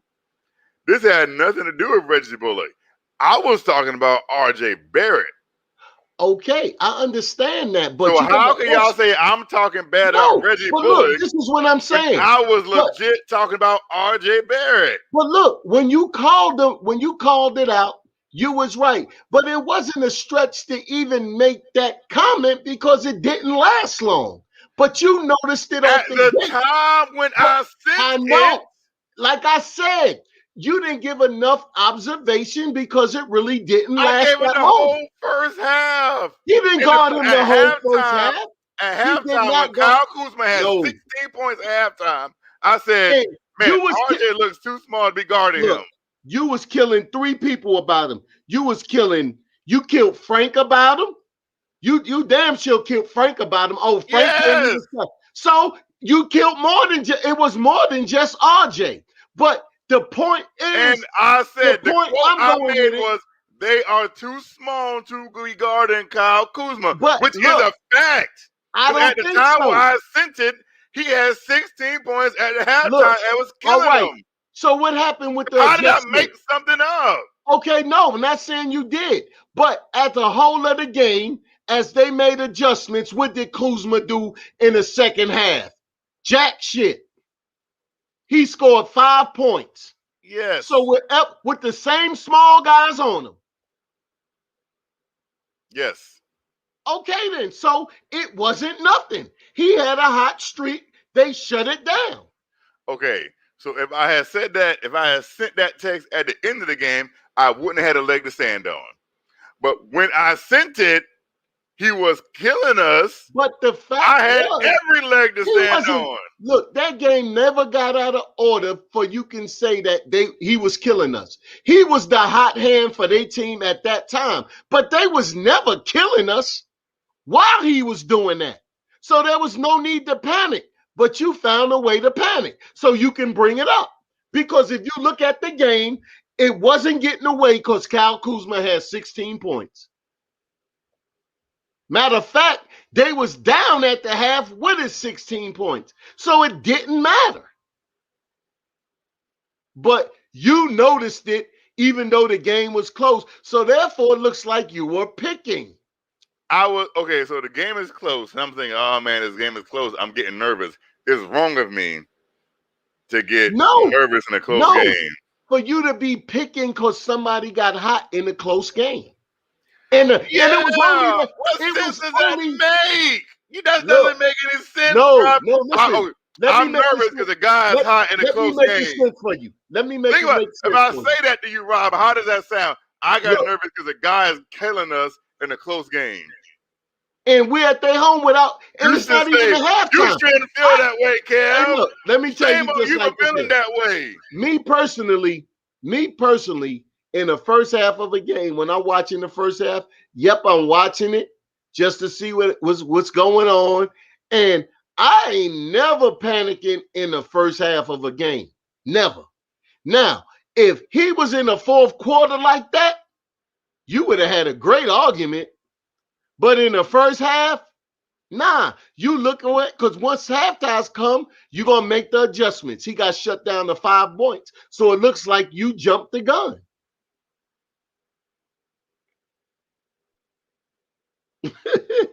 It looks like you jumped the gun. Well, maybe I did. I missed that last part, man. I'm sorry. No, I just told him that when you look at a game when the opposition has a player with a hot hand in the first half, you don't panic because you wait till the second half. Now, if that was in the fourth quarter and Kuzma was lighting us up for 16, then something had to be done right then and there. But we had the halftime to work on it. But Kev just wanted to point that out early because he panics in the first half of games, obviously. Yeah, because it's about Kevin Knox, bro. Oh, Jesus Christ! It's all rolled. Yeah, it's about Kevin Knox. I got nervous of a player killing us in the first half It's about Kevin Knox. Right, Uncle Freezy. It wasn't even that. It wasn't You're right. even. Nope. That's what it is. If Anthony Davis was killing us, we would have no issue. But since their young small forward / power forward was killing us, I think our co-host was like, well, why can't our young small forward do that same thing? That's not like when Michael Porter Jr. was doing it, when Michael Porter Jr. was eating, and y'all already know, the chat already know the narrative. Yo, hey, Troy Flip, what's good? No. My whole thing was, man, Jokic is killing us. Bridges? He can't stop Jokic. I didn't give a crap about Michael Porter Jr. I was worried about Nikola Jokic killing us. So don't say that, Uncle Peter, because that right there, if you say that, don't put it on my name. I was like, why is you saying I'm lying on you? We didn't adjust. So you saying I'm lying on you? Yes. You saying I'm lying on you? No, I'm not lying on you, bro. I'm pointing out. I was worried about Michael Porter Jr. No, I was worried about Michael Porter Jr. No. So the point is, the narrative is, how come Kevin Knox can't do that for us? Again. So let me ask you. So here's the thing. You can ask me stuff, but I can't ask you nothing. Yes, because this is pertinent to the conversation. What you weren't trying to ask me was a trap question. So listen, if Tom Thibodeau gives Kevin Knox 35 minutes a night, do you think he put up the same production or better than Michael Porter Jr. or Mikal Bridges? Probably Mikal Bridges. Exactly. So that's what I'm getting at, right? So the narrative is, how come our young small forward can't do that? Hadouk and Sharon, what's good? What's good? Salute. Salute. Not the narrative that I try to, like I said, when we played Denver, I was like, why can't we adjust to stop Jokic? That was my whole mindset against Denver. My question to you is that if given the same amount of minutes as these other young small forwards that come off the bench, do you believe Kevin Knox can put up similar or better production? Yes, I do believe that. Exactly. So that's why the narrative is what it is, because you feel like Kevin Knox right now is ready. And so that's saying at least 13 points per game. Yes. I know what he's averaging. 14 or 15. Yes, I know this. And I literally was on this same chat and I debated the same topic, called out their stats, and said Kevin Knox can do this. Okay, but it's not just offense though; it's defense too. If we're talking about yes, I believe Kevin Knox can play adequate enough defense to warrant playing 30 minutes a game. Yes. I would say he would get 10 points, 11 points. So let me get this straight. Now he can get to 13 because he done it when before. Kevin Knox was inefficient. That's next year. When he was inefficient, he gets you 13 points a game. So a more efficient Kevin Knox is going to get you less. That's when no one was on the team. Yeah, and again, it was not on good listen, shooting. when he was inefficient, he gave you 13 points. In inefficiency, he gave you 13 points. So an efficient Kevin Knox can't get you 13 points. No, I'm not saying I'm not saying that. You are saying he can. No, I asked you if he could get like. I'm 15. saying he won't. I said he could get like 11 to 13, but I don't think he is in 30. He's not gonna get that. But still, I'm saying like if Kevin Knox, I promise you. Listen, I believe wholeheartedly. If Kevin Knox plays 30 minutes a game, he probably averaged 15 points a game right now. Bro, he was on a trash team, not taking a lot of shots, not making a lot. He's not taking that same amount of shots. He's not gonna average like that amount either. Right, and that is why I'm saying how many shots is Reggie Bullock conversation? How many shots is Reggie Bullock Hoodie Cav's conversation about Kevin Knox is psychosis. It's psychosis. I'm just saying, how many shots does Reggie Bullock take a game? That's a question. Exactly. I'll tell you right now. He takes 8.6, so basically 9. So he takes 9 shots a game. So, and this is one person who basically is a spot up shooter, right? So he's not going to get to the free throw line all that often. So he doesn't. There's points to that you can probably add on to it. Also, he's not going to go on that many fast breaks. So those are probably some more points you can add on it. Also, Knox doesn't do the same thing either. So. Oh, he can. Because I guarantee I'm not you, saying he on can. a I'm break, not saying I guarantee if he on can, a it's break about if he with does. Derrick Rose, you Okay, can but probably that's give not the Kevin thing. Knox some extra buckets. That's not the So thing. let's He take does not those go 9 for shots a game. Let's take those 9 shots a game, and Story probably time. add a couple more. There's Story your time. 15 points again. Uncle Freezy has a story. Should I go get some? Should I make some s'mores? No. Oh, you're making s'mores right now. Trust me. Am I? You are making s'mores right now. I don't Trust think me. I'm making s'mores right now. You are making s'mores on live TV right now. Trust me. Yeah. Because you are projecting a lottery bust to average 15 points a game. Oh wow, a bust. Okay. Lottery bust. I'm so glad that he's a bust. I remember this. So Hadouken Sharon, what year was he drafted? In 18 or 2018, yeah. So he was drafted in 2018. As of now, he is counted as a bust, and you can't say he's not. Right. Right. He was drafted in 2018. Yes. He's healthy, and he's getting 0 minutes per game. Yeah, it will be any player that was in that spot and is not playing at this time, like not getting minutes. You would call them a bust so far. I wouldn't pay any attention to him at all if they weren't on my team to call him anything. All right. I mean, I don't know. Wait, where did the MPJ, where did this conversation start? Because my internet crashed when I was trying to join before. I didn't hear how it started. Okay. So, I'm sorry for being rude, man, but I'm taking a break, man, trying to get. But I said that Hoodie Kev believes if given the amount of minutes that similar players in his age range and position and skill set get, if Tom Thibodeau gives Knox 30 minutes a game, would he put up similar production or close or better? Plus or minus. Hoodie Kev said yes. I say no. Right? I say Kevin Knox is a lottery bust that's being rebuilt as we speak for the 2021-22 season. Tibbs is stripping him down of all the bad habits, putting him in a weight room, changing his skill set so that he can whip out Kevin Knox next year. Right? Hoodie Kev says Knox is ready right now. No.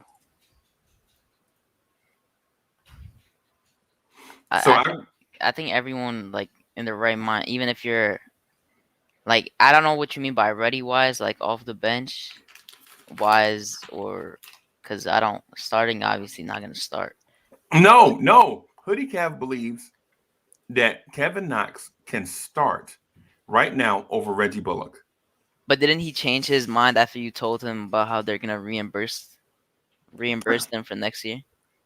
Because he doesn't care anymore for this year if he plays any. No, yes, I agree. I agree with that, and I'm not questioning that. I believe that wholeheartedly. But you can't be in both camps. You can't be red and blue. Yeah, and I'm not trolling. I'm being purple. Serious, so no, because if you're purple, you're not red and you're not blue. Right? You can't be red or you can't be red and blue. You can't say he's gonna start. You can't say that you don't care if he really starts this year or plays, and then say that he could do the same exact stuff as the others because he will be out there. Right, because the thing is Kevin Knox is no lie. Genetically, he's an excellent mold of clay. Right, genetically, he brings a sweet shooting stroke. He has the size that you look for a small forward. He has the adequate athleticism that should keep him in the NBA for a long time, right? But what does he do well? You don't know that. We don't know what he does well. We assume that he's going to be a great shooter because the one skill that sticks out more than the others is shooting. And I got a question after this. But Kevin Knox is not a great shooter. He's good. His shooting, for instance, his shooting is better than his ability to drive to the basket. So when you see him shoot, you're like, okay, so he's a shooter, right? But nah, we don't know if he's a shooter or not. His shooting is just better than his ball handling. It's better than his defense. It's better than his court vision. Yeah. But we don't know if he's going to be great at it, right?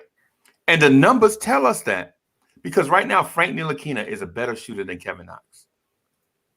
Julius Randle, who was a non-shooter last year, is a better shooter than Kevin Knox. R.J. Barrett, who was a terrible shooter, is a better shooter than Kevin Knox this year, and the numbers bear it out. We don't have to pull up stats and all that stuff because we've seen them a million times. R.J. Barrett is a better three-point shooter than Kevin Knox. He's a better three-point shooter than his whole class, basically. Right. So what we want to do is knowing this about Kevin Knox, we want to put him back in the cryogenic chamber for next year, right?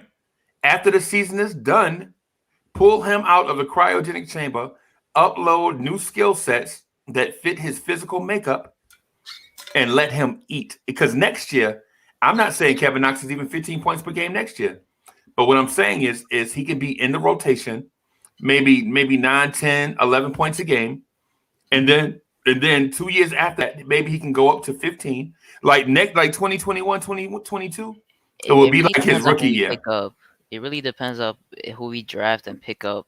Right. That, and if we bring people back. Right. And I got a question for you, Kev. Who has more talent, MPJ or Kevin Knox? Talent? Yeah, talent and skills. And don't bring up his injury. Just talent. Michael Porter Jr. has more talent. Thank you. Okay. I just wanted to know that was clear. I mean, are you knocking your own player? How am I knocking him? I just didn't know because that seemed like I didn't want to be to know that someone else is better than the Knicks. No, I'm just asking because that's the other person we were comparing him to. Who's more? Let me ask you a question. Who's more talented, Mikal Bridges or Kevin Knox? Overall, skill-wise? Talent. No. That's talent. Just like you asked me, who has more talent? Wait, well, offense and defense, because talent. Oh, Jesus Christ! When you ask me who has more talent, Michael Porter Jr., Kevin Knox, it wasn't all this breaking down. Yeah, because Michael Porter Jr. was the #1 high school player in that class. Oh, he didn't go #1 overall. Yeah, it's because he got injured. With all that talent, because he got injured. All that talent, though. Would the Denver Nuggets trade Michael Porter Jr. to the Knicks for Kevin Knox? I could have sworn Greg Oden broke his wrist and was still #1 overall. Yeah, but that's because everyone wanted a big man. Nobody wants a 6'10" athletic wing player. Nobody wants that. The number one talented player in high school. Nobody wants that. Yeah, hey, okay. So you just that's interesting. What you just used is semantics. Because Greg Oden played the entire season with that injury. Michael Porter Jr. did not. Yeah, he missed the whole season. Did Michael Porter Jr. play? So he missed the whole season. No, he did not miss the whole season. Michael Porter Jr. played for Missouri. Michael Porter Jr. played for Missouri. Oh, no, I'm talking about the NBA. I'm talking about his rookie season. That's what I was saying. I thought that's what we were talking about. No. In college... Did Michael Porter Jr. play? Yeah, he played for the University of Missouri. He played 1 game and got hurt. Missed the entire season. Came back and played 2 games, and their season was over. No, kind of like Kyrie did. No, Kyrie Irving played 1 game, didn't he? No, Kyrie Irving played 11 straight games. 11 games. No. Hear me out. Okay. Kyrie Irving played 11 straight games, and then came back late in the season for Duke. See, what we're doing right now is what they call reaching to support the Kevin Knox argument. I'm not supporting Kevin Knox. I'm trying to figure out why you don't want Michael Porter Jr. Because Michael Porter Jr. played his last 2 games in Missouri. That means he was healthy at the end of the college season, but yet fell to 11. Yeah, but he had a serious back injury. Did he have a serious back injury? Because I remember him walking across the stage. Shaking the commissioner's hand. You know who had a serious back injury? Ryan Shazier. But what does that have to do with that? He had crippled. an injury and came back, and then people were worried that it would re-aggravate. That's the reason his stock dropped. That's what happens. Mm-hmm. So we're comparing Ryan Shazier to Kevin Knox. No, I'm comparing Ryan Shazier to Michael Porter Jr. And by doing that, that's comparing him to Kevin Knox. No, I'm comparing back injuries. And so, how was this relevant to the conversation? Because I was told that Michael Porter Jr. had a serious back injury, and so he slipped to 11. Yeah, I said, to me, he played his last couple games at the University of Missouri, was fine, got drafted. You know, like he went across the stage in a wheelchair. I said, Ryan Shazier, to me, had a serious back injury because he was paralyzed. All right, but there's a reason that MPJ sat for 1 year. It's because they were worried about his back. They wanted to obviously not re-aggravate it. That's why your stock drops. I don't know why you got to compare it to someone else's injury if it was his own. Right. Injury. Each injury is to their own. The Kevin Knox argument is so psychotic and desperate that we just compared it to a NFL linebacker's injury. What? And the Kevin Knox argument, the psychosis of this thing is so desperate that we're comparing a linebacker who hit somebody with a full head of speed going 18 miles per hour to Kevin Knox's talent. What in the name of KC and JoJo? Why are you making it seem like I'm comparing it to Kevin Knox? I'm not. I'm comparing it to Michael Porter Jr. Why are you comparing it to Michael Porter Jr.? Yeah, because it's a back injury. Right, but they both have back injuries, right? Yeah, but in a fluid way, you're making this stuff up so that it will make Kevin Knox look better. No, because I have legit just said Michael Porter Jr. is better. But then when I asked, is Mikal Bridges better? He said, well, this might have to be quantified and this. Why can't you just say, does he have more talent than Kevin Knox? You had the opportunity. You asked me a question. I answered it the way I wanted to, and then you just said yes or no. Right. And then I didn't tell you can't. I didn't think that hard into it. Hey, Hadouken Sharon, also what he did was say, in case you didn't get how he twisted it. And the first time he asked it, he asked who had more talent. And then the second time he asked who was better. Don't deny you said it. Hey, Kev, because I've been in enough places. Did I? To follow. Yes, you did. Okay, I probably did.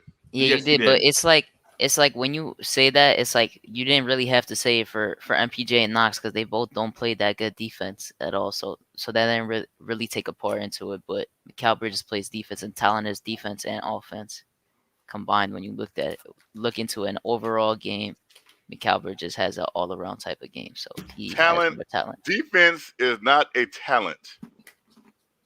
It's playing defense is not a talent. You have certain traits that make you play good defense or bad defense. But saying, oh, defense is a talent, no, that's not a thing. That's not real.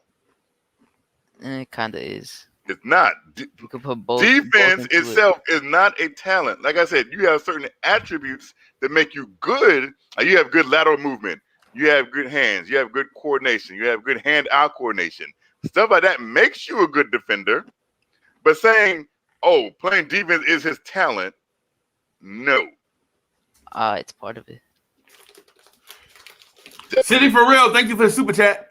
Yo, shout out to my chat family. Thanks for the love, Freezy Cab and Young Street Fighter. Hold it down. Wish I was on, man. I'll be better soon. Yo, mad love. City lights are on. Get better soon, bro. I'm gonna get me something to drink right quick. Hey, so Hadouken Sharon, I'm thinking about doing a live stream during the game, like calling the game. I'm thinking about doing it. Saturday and Sunday. I'm thinking about doing it. Bro, there's 15 games that day. Yeah. It's crazy. Yeah. So but I'm focused on you. Well, you know what I'm focused on, man. Yeah, we need those wins. Yeah, we need these wins. You guys talked about the game already, right? Yeah, we talked about the game, man. We can't get through it because we constantly get into the trap of we constantly get what's the word I'm looking for? A loophole. No, diverted. a Kevin Knox loophole. Yeah, like we fall into. You ever saw that movie Doctor Strange? Yeah. And when Dormammu got caught in that loop. Yeah, in a loophole in a black hole. Yeah. Yeah, yeah. And it's weird because all these other things are going on, but Dormammu got caught in this loop. Right? He's like, God dog it. That's why Dormammu quit. He was like, yo, okay, I'll leave. Because all these other things are going on, but I'm stuck in this loop. Man, come on. But so the thing I want to focus on, first of all, Elfrid Payton is trash. And if I had a big enough slingshot, I would sling him to the damn moon. To the China League. I wish I had a time. I wish I had I don't like hating on him because it's like no point to me at this point. Because I mean, I already knew that his minutes were decreasing as the time goes on because he just hasn't produced in a long time. Right. That's why you barely see him, and it's like he just needs to give us something. Like in the playoffs, that's just too much pressure on Derrick Rose. Right. When we get there, it's just gonna be so weird. And so here's the thing about that too. So RJ Barrett. Yes. So RJ Barrett, right, went from the backcourt of Elfrid Payton and RJ Barrett went from a doomed backcourt last year to one that showed promise this year because RJ Barrett improved his shot and his handle a little bit. Yeah. His handles aren't great now. That's not what I'm saying. Yeah, it's not great. But he looked like a power forward dribbling last year. This year, he actually looks like a low-level guard dribbling this year. Yeah. Right? So, but his shot increased from one shortened off season to the next. And during the season. Bro. But what about Elfrid Payton? That's like, I know it's weird because every time, like, the spacing is the problem with him because you got when RJ, like, I found this stat before. It was like with like 1,800 minutes played with RJ and EP, or it was at least 1,000. Right.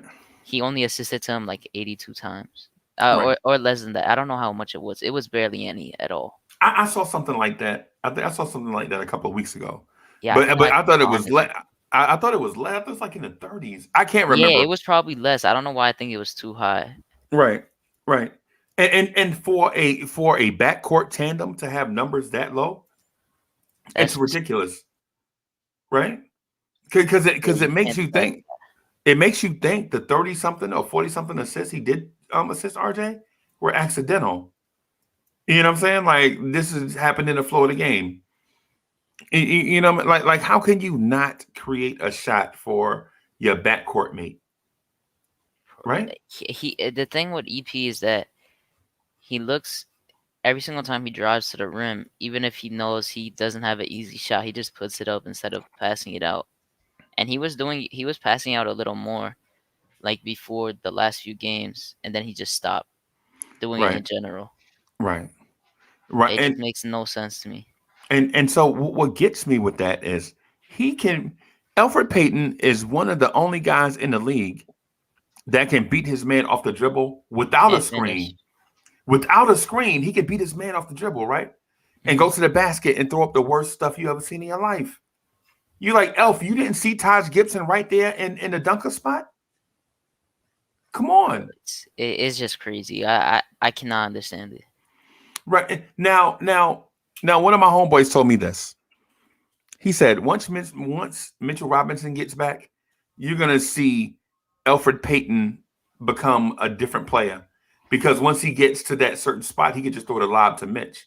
That was successful last year. Yeah, it'll change a bit. But I don't think he's going to be back. So hopefully. Well, the thing I'm getting at is it boggles my mind that a point guard can penetrate the paint and only throw lobs. You can't throw bounce passes? No. You can't throw pocket passes? How did you get to this level and not be able to throw bounce passes or pocket passes? I don't think passing to anyone but Randle outside the paint is like something that he thinks about. Right. Okay. Yeah. I could agree to that.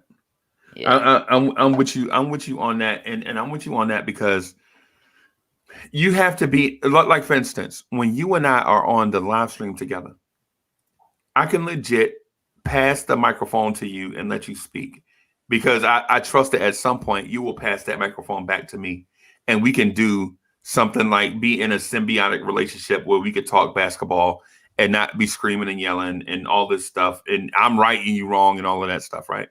Mm-hmm. How come Elfrid Payton can't do that with another professional basketball player, bro? At this point, I don't even know what to say about it. Right. We already said enough about Elfrid Payton. He's like, right.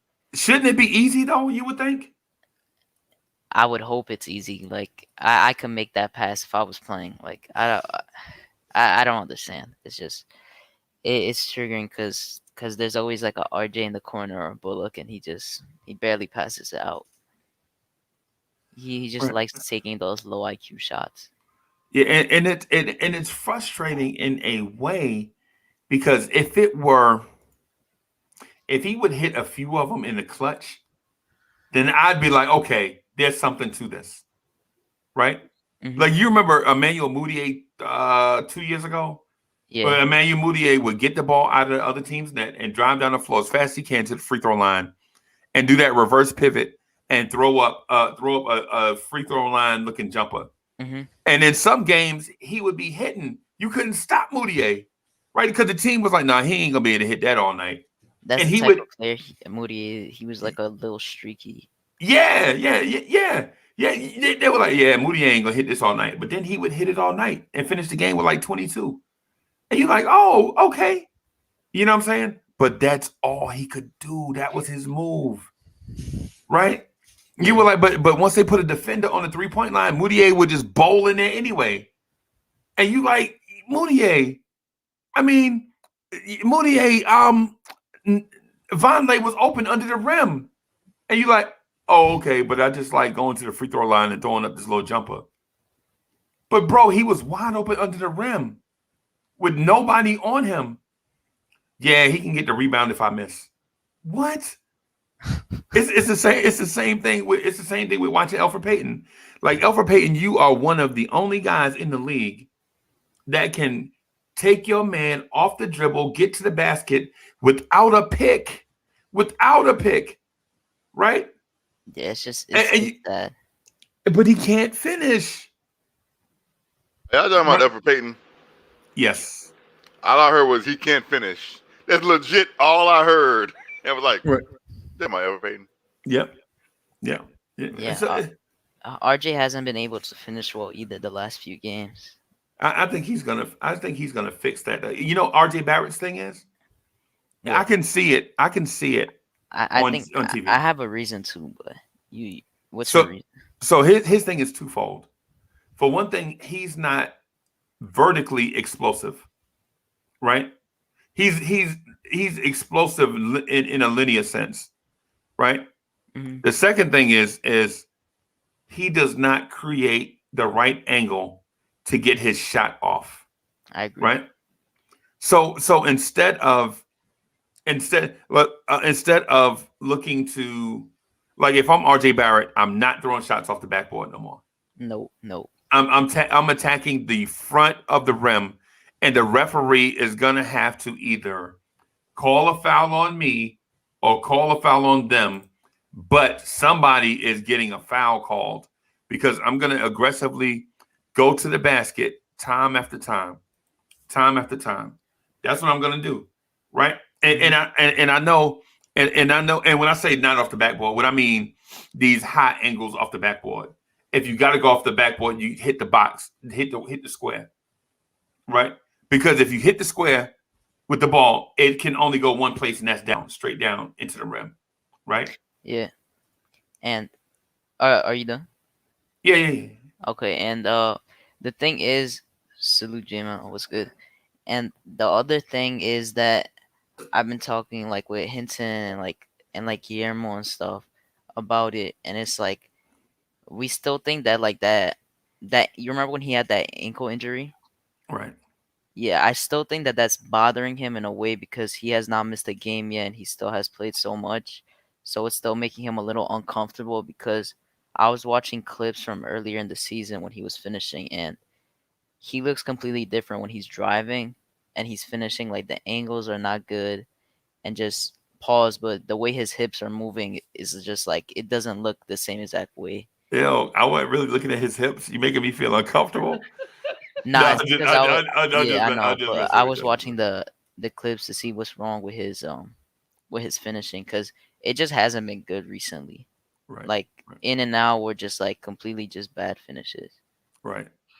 And the refs hate him because I know that like while watching those clips, like a lot of them were like foul calls and he does not get foul calls. I still don't understand it. Yeah, And you know who else? And not to change the subject because I want to stay on RJ, but the refs hate Frank. They hate Frank. Those ticky-tack fouls are so annoying, especially that one on DeMar. Like that was like a little, like it was barely a foul because he kind of pushed off him. Right. Like every single time he touches someone, it's a foul. Right. And so the late in the game, we up by 4. Right. DeMar DeRozan elbowed Frank. Yeah. He elbowed Frank. Right. And they called the foul on Frank. Yeah, that made me sick. I couldn't figure out why. I couldn't figure because at first I thought it was just the Lisa Stansfield chick that just had an axe to grind against us. But it's everybody, man. Like Frank can't touch this man. Look, if Frank brushed up against you in the airport, they call him a foul on Frank. Yeah, sometimes he's a little too touchy. Like with his hands, he hand checks. Yeah. Yeah. But then there's other times where he just gets calls. Like when you don't really see like contact. The Atlanta game, remember the Atlanta game when they called the 3-point foul on Frank? Yeah. Come on, hey man, come on. That was like it was iffy because he was kind of in the landing space. That's probably most likely why they called it. Right, but Frank tried to dodge the landing space and brushed the shooter's hand, and they called a foul, and and you're like, listen, a butterfly couldn't have touched that player softer than that. You know what I'm saying? I'm sorry. I want to break up the momentum of this conversation. Yes, when you said that. Yes, you do. Yes, you do. A little bit. When you said that, you know what it popped in my mind? Superman. No, the Tootsie Roll. The butterfly, that's old. Let me see you Tootsie Roll. Hello, but I was like, wait a minute, why I got the Tootsie Roll in my mind? Okay, I'm sorry. The butterfly, that's old. Let me see you Tootsie Roll. Yeah, as a jam. I thought you were I thought you were headed Zack Snyder director cut. Superman in the field, 100 acres of land and one butterfly, and that one butterfly landed on Superman's hand. 100 acres of corn, 100 acres, and that butterfly landed on Superman. Really? Oh my goodness. G-Man, how you doing, man? Hey, Breezy, it's any day above ground is a good day, brother. You know what I'm saying? Yes, sir. Yes, sir. Hey, it's a pleasure being with you guys. I'm sorry I'm late, but we've been over like 14 hours. Listen, Kev, I have other commitments that I have to adhere to because my adoring fans want to see me wherever I go. You know what I'm saying? I just stopped to get gas and was still here before you. I stopped to get gas in the middle of the night. It was creepy too, bro. Kev, it was creepy too, because it was a creepy dude with one of those hockey masks on with a crack in it, hiding behind the pump with the axe that was dripping some red fluid. Listen, right? And Kev was like, "Excuse me, sir, I need to get right here to get some gas." As long as Kev didn't try to fill up his tank with a laundry basket, we good. Yeah. As long as that didn't happen, we all right. But I think I should get some props for even being on at this hour tonight because most people will be asleep right now. Yes. You know what I'm saying? Like Cornerstone Kev. Yeah, I ain't seen him yet, and he gonna get an earful tomorrow. All right, so I know for a fact he's going to be on the morning drive. So this is what's going to happen. I check my calendar. I check my Outlook calendar, right? It's clear. So what's going to happen is someone is going to make an appearance tomorrow that doesn't normally be on the morning drive. Oh, I'm going to creep up in the building. And when I creep up in there, it's going to be on and popping. I legit text Uncle Freezy. It was like 11:30 this morning. And his first response to me was, "What you doing up?" Yeah, what you doing awake? I'm like, Uncle Freezy, it's 11:30 in the morning. Oh, stop it, bro. Stop you don't it. get up. What? So, Kev, you must have had a bad dream or something to make you get up that early. What time do you normally get up? Yeah, maybe Let's be wake honest. up late Let's be honest. Let's be honest here, Kev. Kev? Yeah. Let's be honest. What time do you normally get up? Hold on. Let me move my camera back to where I could get in my. Do you have something planned for that day? Hold on. Here we go. Hold on. Kev, when do you normally get up? Are you gonna say I'm doing a show up until like 3 o'clock in the morning? Right. So what you're doing right now is you setting the excuse for what time you normally get up so people don't look down on you. But no, like I said, I'm giving like, okay, so I'm doing the show. Yep. Like 3 o'clock in the morning. Mm-hmm. I'll probably sign off 3:30. Yep. You know, I'm not just gonna like sign off and then lay in the bed. So right. You know, I still probably got like 20-30 minutes where I'm getting ready to get in the bed. Yeah, because your energy is still up. I understand. Yeah. So it's probably like, hey Kev, so the backhoe doesn't have power steering no more. So when we use it, so now when you get on the backhoe, man, you legit gotta wrestle it like a bull. Oh my god! You know what a backhoe is, Kev? He said the backhoe. Yes, I do. Okay, so when we get on the backhoe, we gotta wrestle it like a bull. Like you gotta wrestle it to the ground. When you get off, you be so tired. But you know what though? You gotta fill up the dump truck with the backhoe. So we trying to get, you know what I'm saying, a new dump truck, right? Mr. Rocket with the dope mask. Mr. Rocket was good. I don't know what this has to do with what time I get up in the morning. What I mean is, what I'm getting at is so while you know what I'm saying, while you do the Knicks morning, the Knicks at Night podcast to 3:30, and then you go lay on the couch and eat your chicken salad sandwich that's cut in a triangle. He's eating his picks right now. What's in the bowl? Yeah, what's in the bowl, Kev? And drink your lemonade with some breakfast mix. Breakfast mix. You microwave that? No. You that's like a microwave bowl to me, Kev. Yeah, I'm just saying. Man. It looks like a microwave bowl. Plastic stuff. You have a lot. Really? So what you're telling me? Okay, red Solo cup. So what you're telling me is this: you legit went and cooked something and put it in a plastic bowl. You want me to believe that right now? Yeah.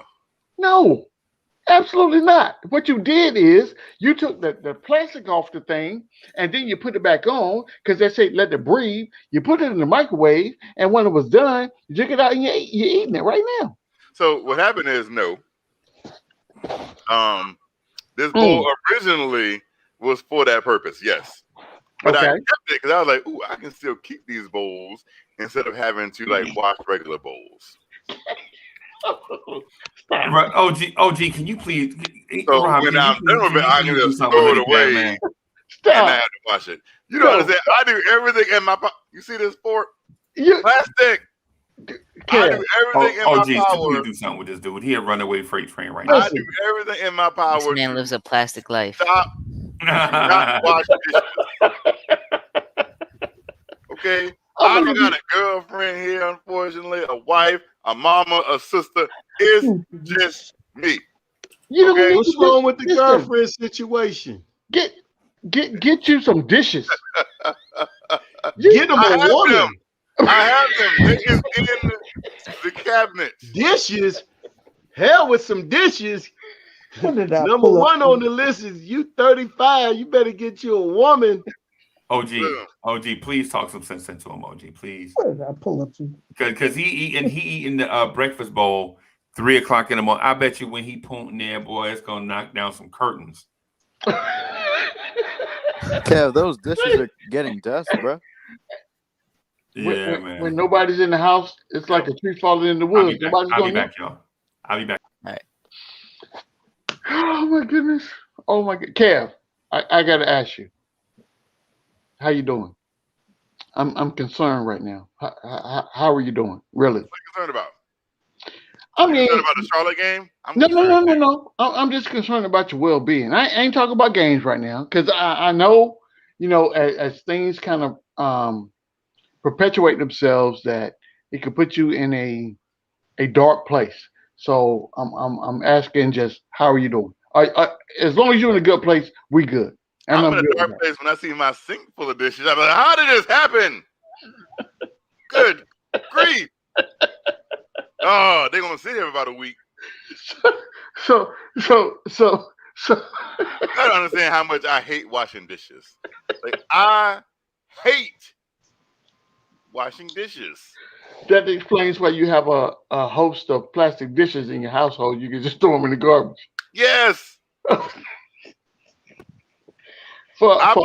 recycle.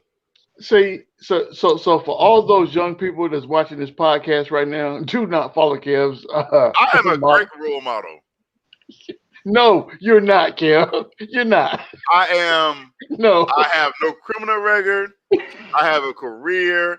I have my own home, car, money in the bank. I'm a great role model. Okay, so role model meaning who lives with you, Kev, at this point in time in your life? I'm 35. I live by myself and can afford to pay all my bills. You see my lights on? I got cable, DVR cable. I got every channel, high-speed internet. I got a SUV full of gasoline. Okay, that ain't cheap either. A refrigerator full of food. I am the perfect role model because I don't need nobody to help me with all this. Hadouken, do not follow Kev's example, please. You should definitely follow. Do not follow Kev. Don't follow Kev's example. Because I'm gonna tell you something. It's only so far that classic dishes and a clean sink can take you. It's only so far that's gonna get you where you need to be at. Don't do it. Don't do it. No. Kev, this is an intervention right now. This is definitely not. I'm perfectly fine because I don't like washing dishes. No, it's not about washing dishes. That's the smallest part of what we're talking about right now. Knicks man said that. So why you have the Hoodie Kev meal is Knox cereal with Mountain Dew. Well, unfortunately, I don't have any Knox cereal, and I haven't had Mountain Dew in quite some time. I told you I like to switch up my beverages. So are you saying that you're off the Dew right now? Is that what you're saying? So I just had some cherry Coke. Kev, I bet that's Mountain Dew in your cup right now. Wow. Cherry Coke. I like to switch. I told you I don't have a liquor cabinet. I have a soda cabinet. You have a beverage cabinet. That I keep all of my beverages, all of my sodas in. So I don't have to drink Mountain Dew every day. So what's your so if you come home tomorrow night and have to fix a meal, what are you making? I don't know. Whatever I feel like making. What's in your refrigerator right now? I have lots of stuff in my refrigerator. Like? Yeah, I want to know what Kev's go-to meal is. Like? I don't have a go-to meal. It's whatever I feel like eating. Because I'm grown, and whatever I feel like eating, I will eat. Do you have anything in the fridge? No. Again, I legit just said I have a refrigerator full why of are we shaming food. Kev right now? Okay? I don't got a mama that goes out and buys food for me. Everything I do on my own. And yes, my refrigerator is full of food. I can eat whatever I feel like eating. Okay. But I'm just okay. Since you have a refrigerator full of food, I'm just asking you tomorrow, you come home and you say, you know what, I'm tired. I need to fix something to eat and I'm going to bed. What are you fixing? Based on what's in your refrigerator right now. I mean, I could do anything from a lasagna to a sandwich. Wow. I told you I made manwich. Well, I didn't know how to make manwich at first, but I found out how to make manwich, and I made it. Was it good? It was actually very good. I had it for like 2 days in a row because obviously, the leftovers. Yeah. Yes. So it's just me. So Yeah, it's definitely not a type of thing where you just make it just for one day. Yeah, no. And waste your time. Yeah. When you're single, you got to have leftovers. So when you made the manwich, was that the bold or the original? It was the original. Okay. All right. Ain't nothing wrong with that. Rob, that is a bright shirt you got on, brother. It's almost like a safety shirt. You're muted. You muted, Rob. You muted. Unmute yourself. It's my running shirt when I'm out there running down, when I'm jogging. Okay. That makes perfect sense. Perfect sense. They got to see me so they don't run me over too close. Yeah, absolutely. Too close to the playoffs.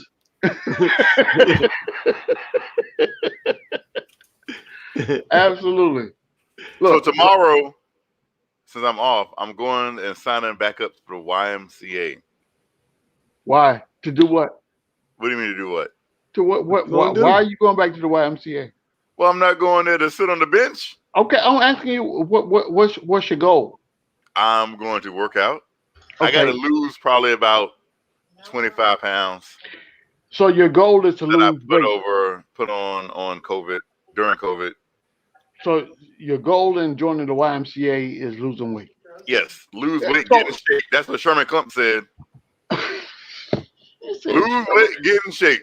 Why did he say Sherman Klump? Why did he say Sherman Klump? Look, Cam. Thanks, Mega Shake. He said Sherman Klump. Sherman. Hey, G, he said yesterday he don't like Richard Pryor. He think Richard Pryor ain't funny.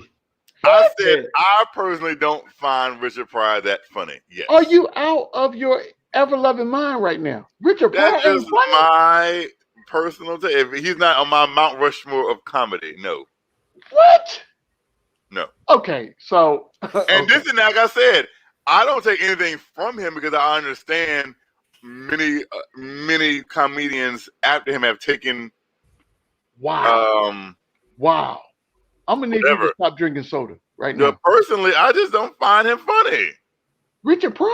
Not funny? No, Nicolas Cage. So answer me this. Riddle me this, Batman. What Richard Pryor set have you listened to? Oh, here we go again. I legit had this whole conversation with Rob last night. We didn't go into sets. We went into movies. No, we went into movies and albums. No, yeah, but you didn't name none. Sets. What set do you find that's not funny that Richard Pryor produced? I don't like. It's not the fact I don't like. It's the fact that I don't find it funny. What did you not find funny about a Richard Pryor set? Yeah, say something that you heard him say that wasn't funny. I mean, nothing come to mind. Anything that comes to mind. I'm gonna say something. Yeah, that from his stand-up that you heard that you found as though wasn't funny because he got some legendary ones. I have watched plenty of Richard Pryor in my life. I have watched plenty of Richard Pryor. Kev, you know what? I have never laughed at Richard Pryor. But Kev, you know what? I'm starting to think you just said that for a rise. No, I legit have never laughed at anything Richard Pryor has ever done. Okay, so look, like I said, tell me a bit that you heard. It's something that you can say, okay, well, you remember when he did Blase Blase. It wasn't funny. Name something. Name one.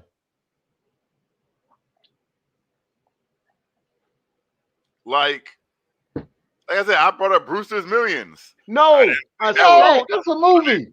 That's a movie. We said a set. A set. Stand-up comedy set. Not no Hollywood watered down crap that, once Richard Pryor was famous, they said, hey, we need you to go do this. What set did you not find funny that Richard Pryor? A stand-up of Richard Pryor that wasn't funny. Look, Greenhouse said, don't fall for this, Kev. I mean, I don't No. There's some things that I can't say on YouTube right now late at night. Right. Because he was a very vulgar man. Greenhouse, that's not an impossible, ridiculous question. Let me tell you why. Because if you was to ask me, I would say Mudbone in the Hood. When he said Dracula, in the Little Tiny Feats, there's a bunch of them. I would say that the trip to Peoria. Oh yeah. So just because I've heard it and don't remember it because it wasn't funny to me. Hey, look at here. He said about his daddy. He said he said dad when his mama died, his daddy was like, he said, shit, boy, it's so damn cold out here, Peoria. He was like, yo, just bury the bitch. Let's get the hell out of here.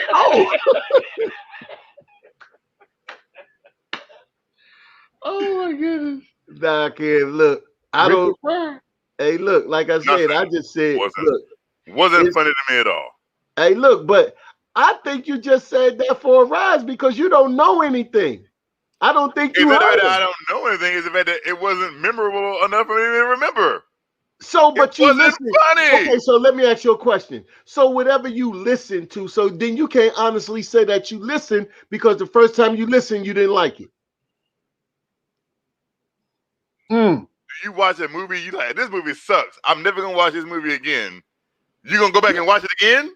No, but I'll go, look, it doesn't mean I'm gonna stop watching the actor that played in the bad movie. I didn't say it. If I had seen a Richard Pryor comedy set, like I've seen a Richard Pryor comedy set, sat there watching, it was like, which one? I don't remember. See, because I've seen them. I've seen a lot of them. Hey, look, Kev, look. They weren't funny enough for me to remember. Kev, look, listen to this, Kev. A lot of his best stuff is not even on video. It's not. You got to have the album. You got to get the album. If you don't have the album, you ain't heard it. Facts. Now, live on the heard Richard. I told you last night. I heard Red Fox albums and thought Red Fox was funny. Okay, but Richard Pryor albums you didn't listen to because you just said you seen one and you didn't like it. You said that. Yeah. Okay, why are y'all trying to make me like Richard Pryor? Maybe I don't like Richard Pryor. The only thing we said was, why is there something wrong because I don't like Richard Pryor? Hey, look, we're not saying that. What we're saying is you didn't give it a chance. You are saying it. You said no, what I'm saying is you don't like Richard Pryor. Let me tell you what I'm saying. I'm saying that you didn't give it a chance. Right. That's what I'm saying. Give it a fair chance. Again, I have sat and watched Richard Pryor stand up. I have done it just because I can't remember what it was. Doesn't mean I didn't watch it. We just told you, look, his best stuff wasn't stand up. I mean, wasn't on video. It's albums. He had 5 albums and 3 live shows. No, he had 10 albums and 3 live shows. So you seen Here and Now, Live on the Sunset Strip, and the other one. And then he was in Harlem Nights. Albums. And he started making movies. To that. Get you a Richard Pryor album. Sit and listen to it. I remember a movie where Richard Pryor was in the movie, and there was a bus full of kids and Cicely Tyson.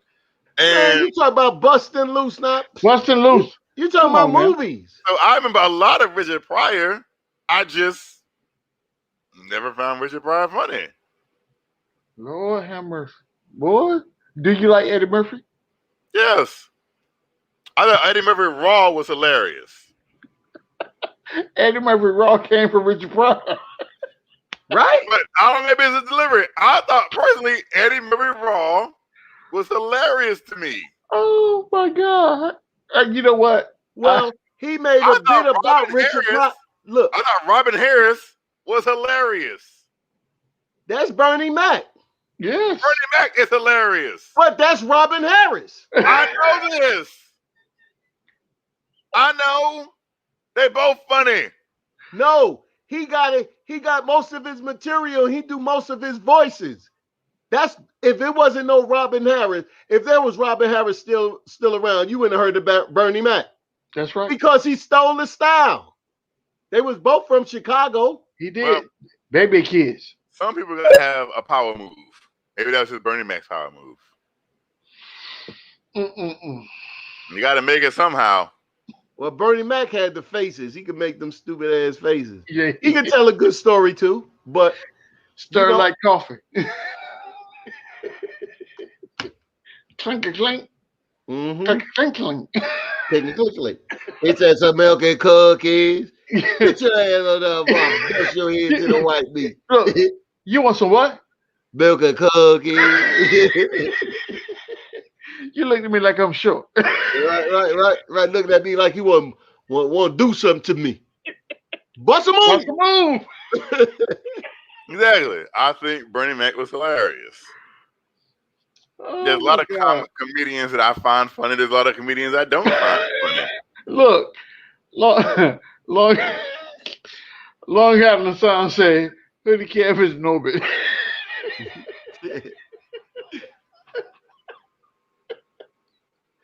Oh my God.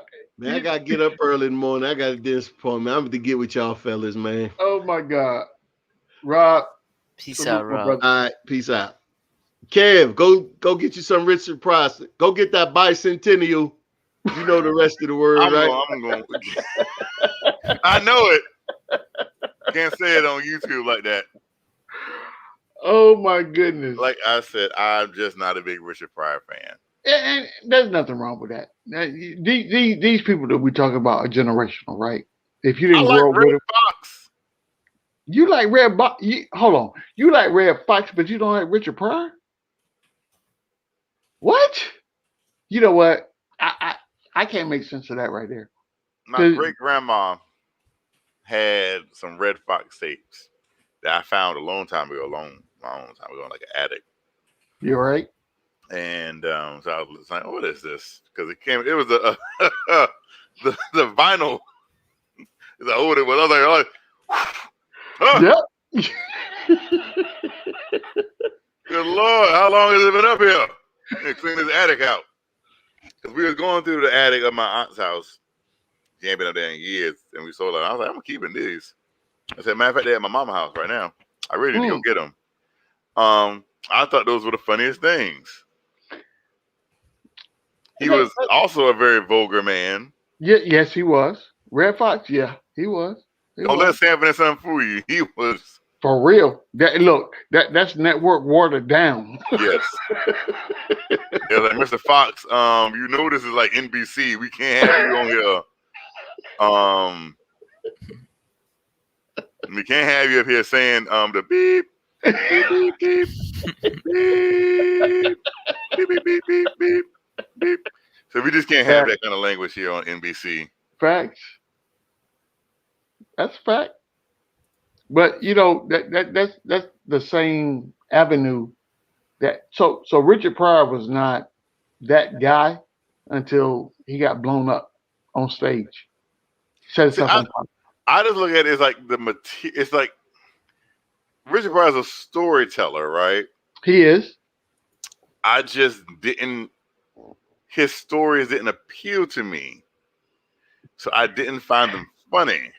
So I guess to your point, and to be fair, I guess to your point, these stories will be generational. So his references would have to relate to something that you went through in your life. And if you couldn't resonate with that, then they wouldn't be funny. Or you would find the humor in that. So I can understand that. To be fair, I can understand that. Yes, and like Red Fox was not a storyteller. Red Fox just told jokes. He did, yeah. He told jokes. He just told jokes. So there's a difference in the styles of comedy that they had. I can see that. I can, you know what? And I hate so this is the fact, ladies and gentlemen, where I hate to admit when Hoodie Kev is right and has a point, and I have to concede my point. This is one of those times. So mark this down on your calendar or whatever time or day it is.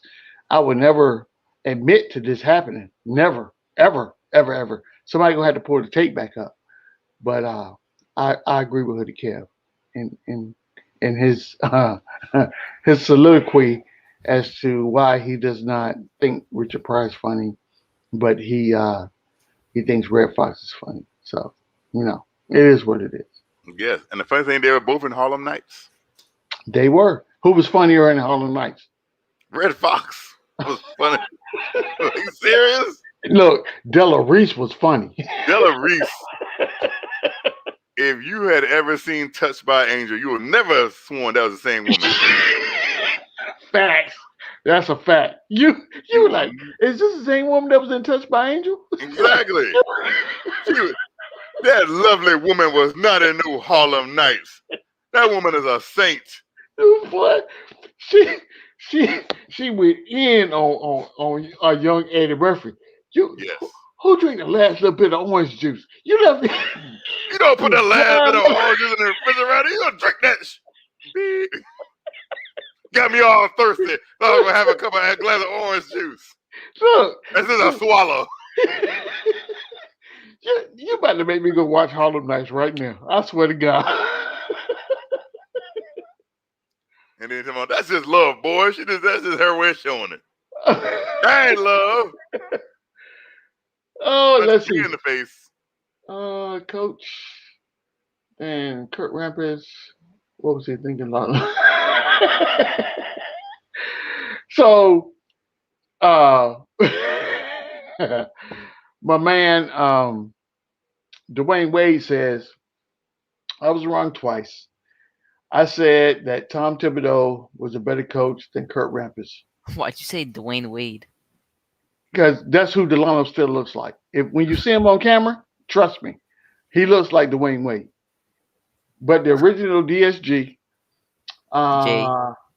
he says, I don't remember saying that. Are you saying Dwayne Wayne or Dwayne Wade? Wade. Oh, I thought you were saying Dwayne Wayne. No, not Dwayne Wayne on different, not different strokes. Different world? Different world, not him.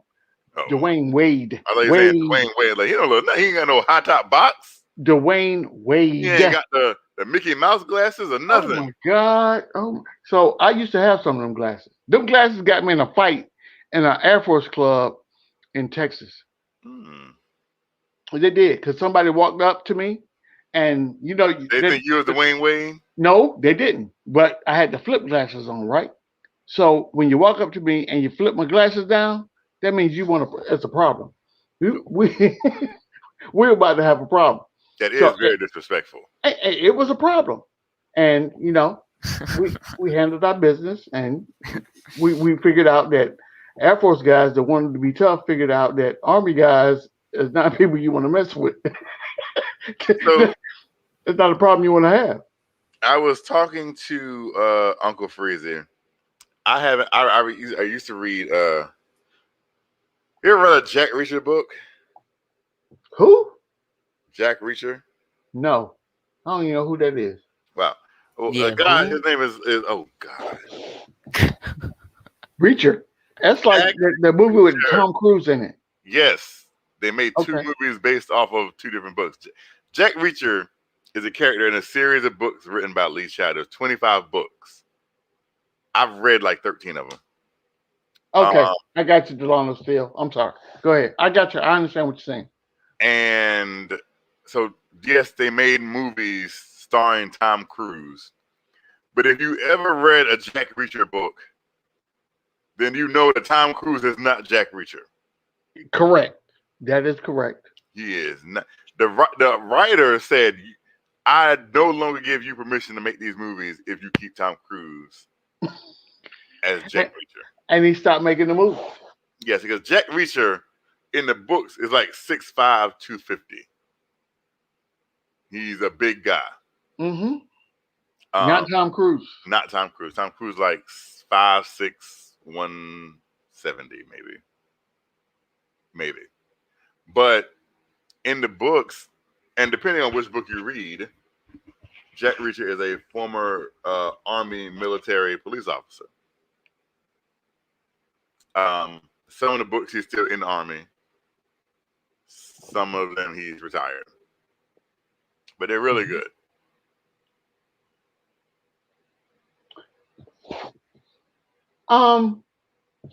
DSJ. So when I said that Tom Thibodeau was a better coach than Kurt Rampus, I meant that. I did. I would not back down off that. How was that a debate? I don't know, but that I'm reading the chat right now. I don't get how is someone saying that Kurt Rambis is a good coach? I'm not sure, but I'm defending my position because I'm in the chat. I'm so confused. I'm defending my position. Yes, Tom Thibodeau is a better coach than Kurt Rambis. Saluted to the high heavens. Who outside of the Rambis family thinks that Kurt Rambis is a good coach? I don't know. I don't know either.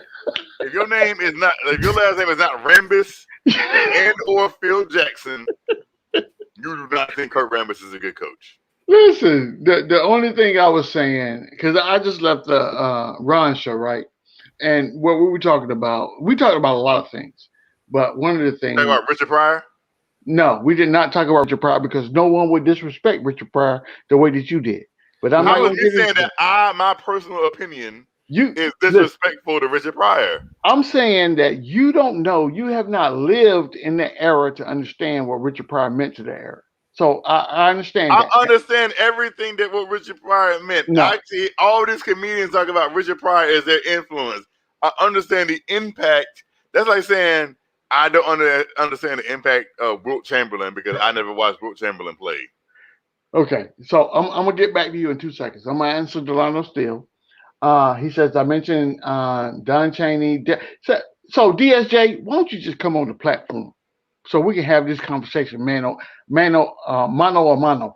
But he says I mentioned Don Chaney, Derek Fisher, Herb Williams. Forgot to mention Jeff Hornacek. So none of those guys, in my estimation, is better than what Tom Thibodeau is doing right now. Why is that a debate? Kev, I'm just responding to the chat. That's all. I don't understand. Why is that a debate? Why is somebody questioning that? Who is this?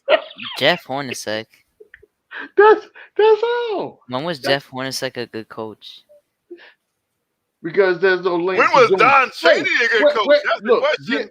I don't know who he is, so I can't say. You don't even want to know who Don Chaney is. I have lived through the Don Chaney. You really don't. Because I lived through the Don Chaney era too. I know John Hornacek was not good. Jeff Hornacek was a very good shooting guard for the Utah Jazz. Yeah, I know that, but he wasn't good for us. Drop the link for DSJ. Drop the link for DSJ. He was just in it. He left. Who? Delano Steele. No, he said because there's no link to join. There's no link. He said there's no link. Delano Steele was in the chat. He was here. I spoke to him. Let me see if I can find it. Hold on. What do you mean you spoke to him? Oh, I got it. I got it right here. Yo, he was here. I got it. Oh, hold up. Copy. What's the GI? Copy link. I'm coming down here. GI, what's good, my brother? What is Ghetto Intellect doing up this late? Oh my goodness. Yeah, I don't know. Delano said that was 2 hours ago. That's way too many. That was not no 2 hours ago. We only been over 2 hours. And you was not here at the start. See, that's what's wrong with us folk. See, there you go with them eyeballs, Kev. You all know what I mean. I know I've been waiting what you outside mean. for 35 minutes when I saw you just pull up. Weak? I have never seen GI. Actually, maybe once. I have not seen GI up this late. GI, what you doing up this late, brother? Coming in here and starting some lies. You can't sleep? Don Chaney ain't had a good month, let alone a good couple of good years. The only thing Don Chaney probably ever did was be a spokesperson for Just for Men Beards collection. So anybody that's in the room right now, put the link in the chat for the panel. I can't do it. You know that all you had to do is copy and paste it from the StreamYard. I tried that, and then I got a whole bunch of characters that said I was over my limit, so I couldn't post it. I posted it, but I don't think you can see it unless you're a mod. So this is what I'm gonna do. I'm gonna do it again, and I'm gonna show you exactly what I see. Can you see my message in the chat? The link? Nope. Yeah, you can't see on YouTube when someone other than a mod posts the link. So I'm gonna get the link, Here, I put it in the.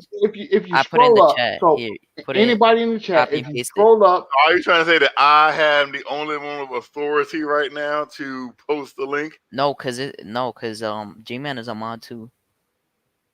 I posted it in the StreamYard chat. You could just copy and paste it from there. It's not gonna. It doesn't bug out when you already. I'm gonna copy the link and then I'm gonna post it. Here we go. Post, paste, and it says I have 311 characters and I can only post 200 What are you characters. copy and pasting?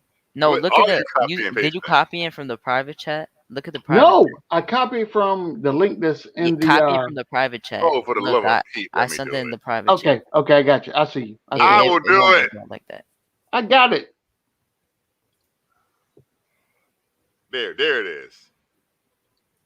I literally took me like 3 seconds. Yeah, I it don't know took me why the it took same, you but that long. I can't post it like that. I don't know why it took you that long, Kev. There it is. Let me see if I can do it. Oh, goodness grief. Yeah, there it is. Hey, how about that? How about that right there? DSJ and GI come in the building. Let's see what happens next. We about to get lost on the island for 15 years, and it's supposed to be a 3-hour tour. So, Kev, do you...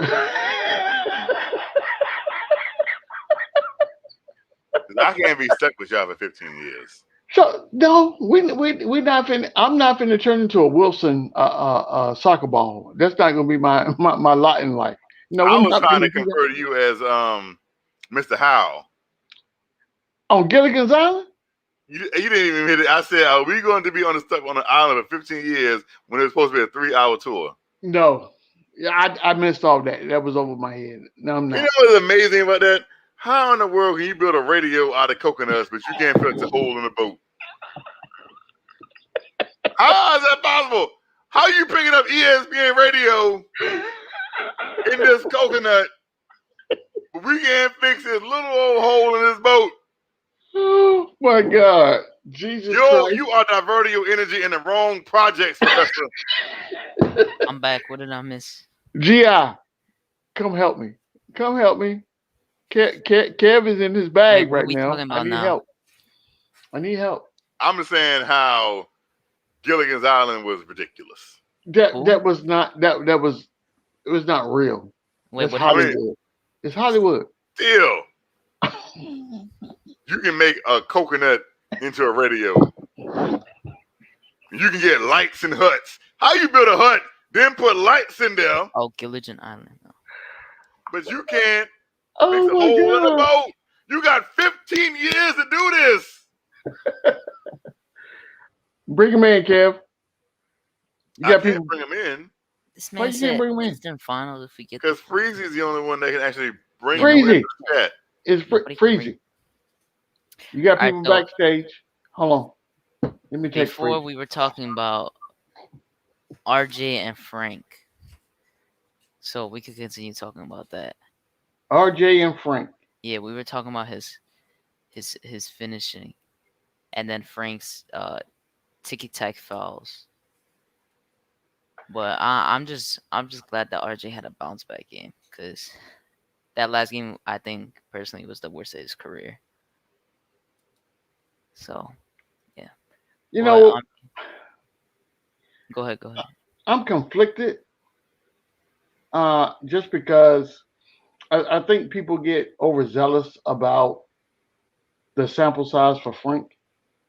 You know what I'm saying? Mm-hmm. They're basing Frank's ability to be able to start, and people are legit calling for Frank to be starting point guard in the next game, based off of what? That's what I don't get, right? So, number one, that has never been his repertoire. That Frank is not a starting point guard. Now he's giving us some good minutes. He's making some good plays. So what people do is they compare Frank to the efforts of Peyton, and I can see how they could arrive at said solution, right? But that's not what you want to do. You have to look at the team holistically, right? Based on what each person's contribution would be, to a lineup and see where they're able to contribute. But just off of someone playing, if you combine both games, what did Frank play? 20 minutes, if that. Frank, you said? Yeah, Frank. Today? No, total between the last two games, because that's what people are basing their assumptions on. That Frank needs to start. Who said he needs to start? From the last two games. I think no matter what, EP should start. As bad as he's been doing still. Yeah, I mean, I'm not starting Frank Ntilikina nowhere, ever. Not based on his past performance. I'm not doing that. That's suicide. We're not doing that. Yeah, why? I haven't seen anyone said to. Oh, I mean, I've seen people say it as a joke, but Hadouken, I'm telling you, every chat that I've been in over the last, what time is it? It's 3:00 in the morning. Over the last 6 hours, people are legit calling for Frank to start over Alfred Payton right now. Is it a full moon out? What? What was running around? Where? Nah, in the last two games he did play 23. He played 23 last game, so he did play more than 20 combined. Yeah, he played 23 in the last game. Okay, so this game he played probably I think like 15. So about there. I think. This is my thing. Frank Ntilikina is not a starter in any stretch of the imagination, regardless of what position you try to put him in. He's not. He's a role player. Exactly. That is not his role. He comes in and he spells people that needs a rest, and he goes in and does his thing. He goes back to the bench, and whoever is the primary for that position goes in and fills the position. I'm fine with that. You know what I'm saying? But legit, I had people arguing me down. Hey, Frank needs to take Peyton's minutes. What? I don't know. I haven't been going to too many, but I have not heard that yet. Don't do it to yourself, because my head hurts right now. Legit, I got a headache. For real. Frank as a backup, not a starter. Yeah, I wouldn't have him as a starter. He's just nobody's gonna do that. Tibbs not gonna do that. Not even almost. If I'm gonna start someone, if I'm gonna switch up the starting lineup, the only person that I'm gonna replace, I will put Burks in as a starter ahead of Peyton. Nah, I'm good. I wouldn't put anyone. I wouldn't replace anyone in there. I will replace somebody, but Kev. That's neither here nor there. Kev. No, not that. Kev, we're not talking about replacing the number 3 on the team. We're talking about replacing because when I say that name, Kev's eyes got I don't know what name you're talking about. I just said I would replace somebody. Yeah, but that's not what that's all I'm gonna say. You can't replace him with number 1. I ain't saying replace who. Okay. I don't think that correlated, but okay. But I wouldn't replace anyone who's not playing to the number 1, but him, because it just would mess up the bench. Somebody named James on Twitter just said an asinine comment. I'm gonna reply to them in an asinine way. I'm gonna see it right now when it happens. Wait, what do you mean? They just randomly they DM'd you, or you just see it? No, this is like 5 hours ago. I'm scrolling and on your feed. Yes, and I was like, "What is this?" These people are legit asleep right now, Kev. They're not gonna see that. They're not gonna see what you're replying. They don't care. They'll see it in the morning. When Hoodie Kev replies to something, people see it. They're like, snap! Hoodie Kev replied to me. Oh my goodness! So you think legit that people? Hey, Cash, what's good? What's good? What's good? What's good? Yes, sir. It's all good, my brother. It's all good. Kev, Hadouken, Uncle Freeze. Salute.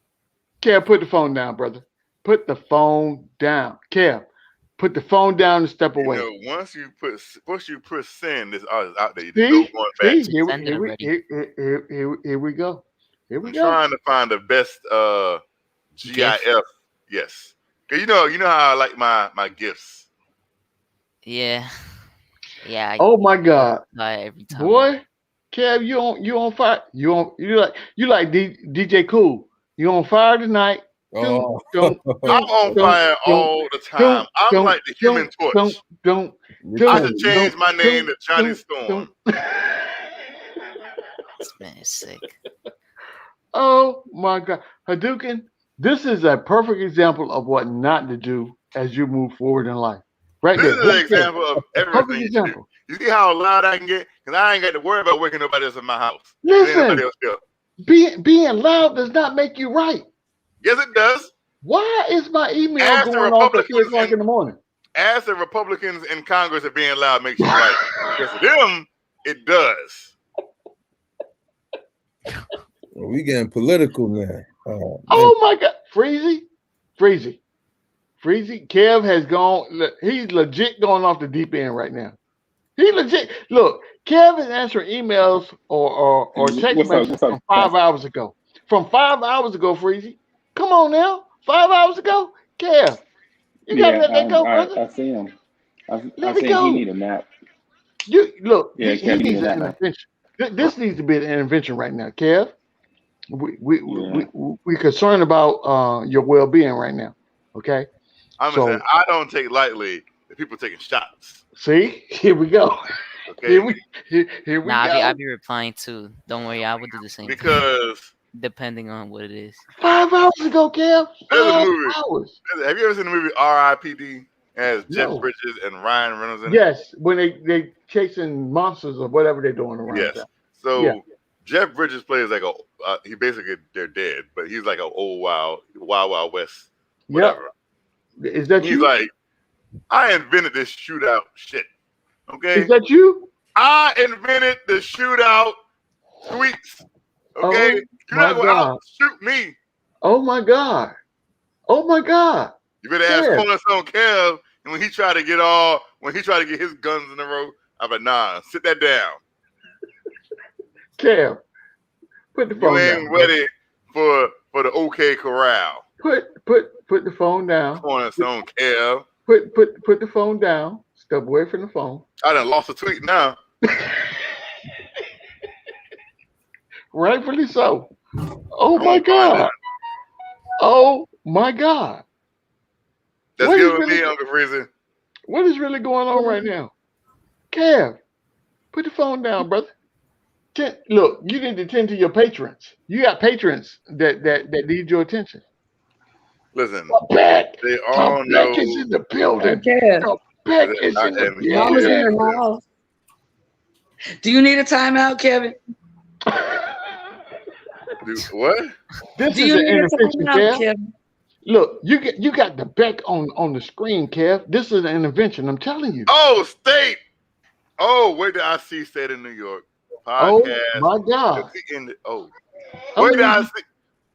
Kev, come back into the light. I'm about to start singing old Negro spirituals. Come That's into how the I light. feel right now. Well, wade in the water, Kevin, but you're in the timeout. Go sit in the corner. I can't believe that State of New York would turn on me like this. I thought we was better than this. We supposed to be like Starsky and Hutch. No. Okay, so which one are you, Starsky or Hutch? The fact that you have to think about that is a problem. No. I'm much more Starsky than Hutch. No, you know who you are, Kevin? You are the chief that's always in the office, that's always trying to take everybody badges. I can be taking somebody badge right now. Who? That kind of sounds. Yeah, that kind of does sound like it. Kev, put the phone down, Kev. Step away from the phone. Put it down. Step away from the phone. Get you. Kev, boy, you. Oh my goodness. Hey, Kevin, you need to do one thing.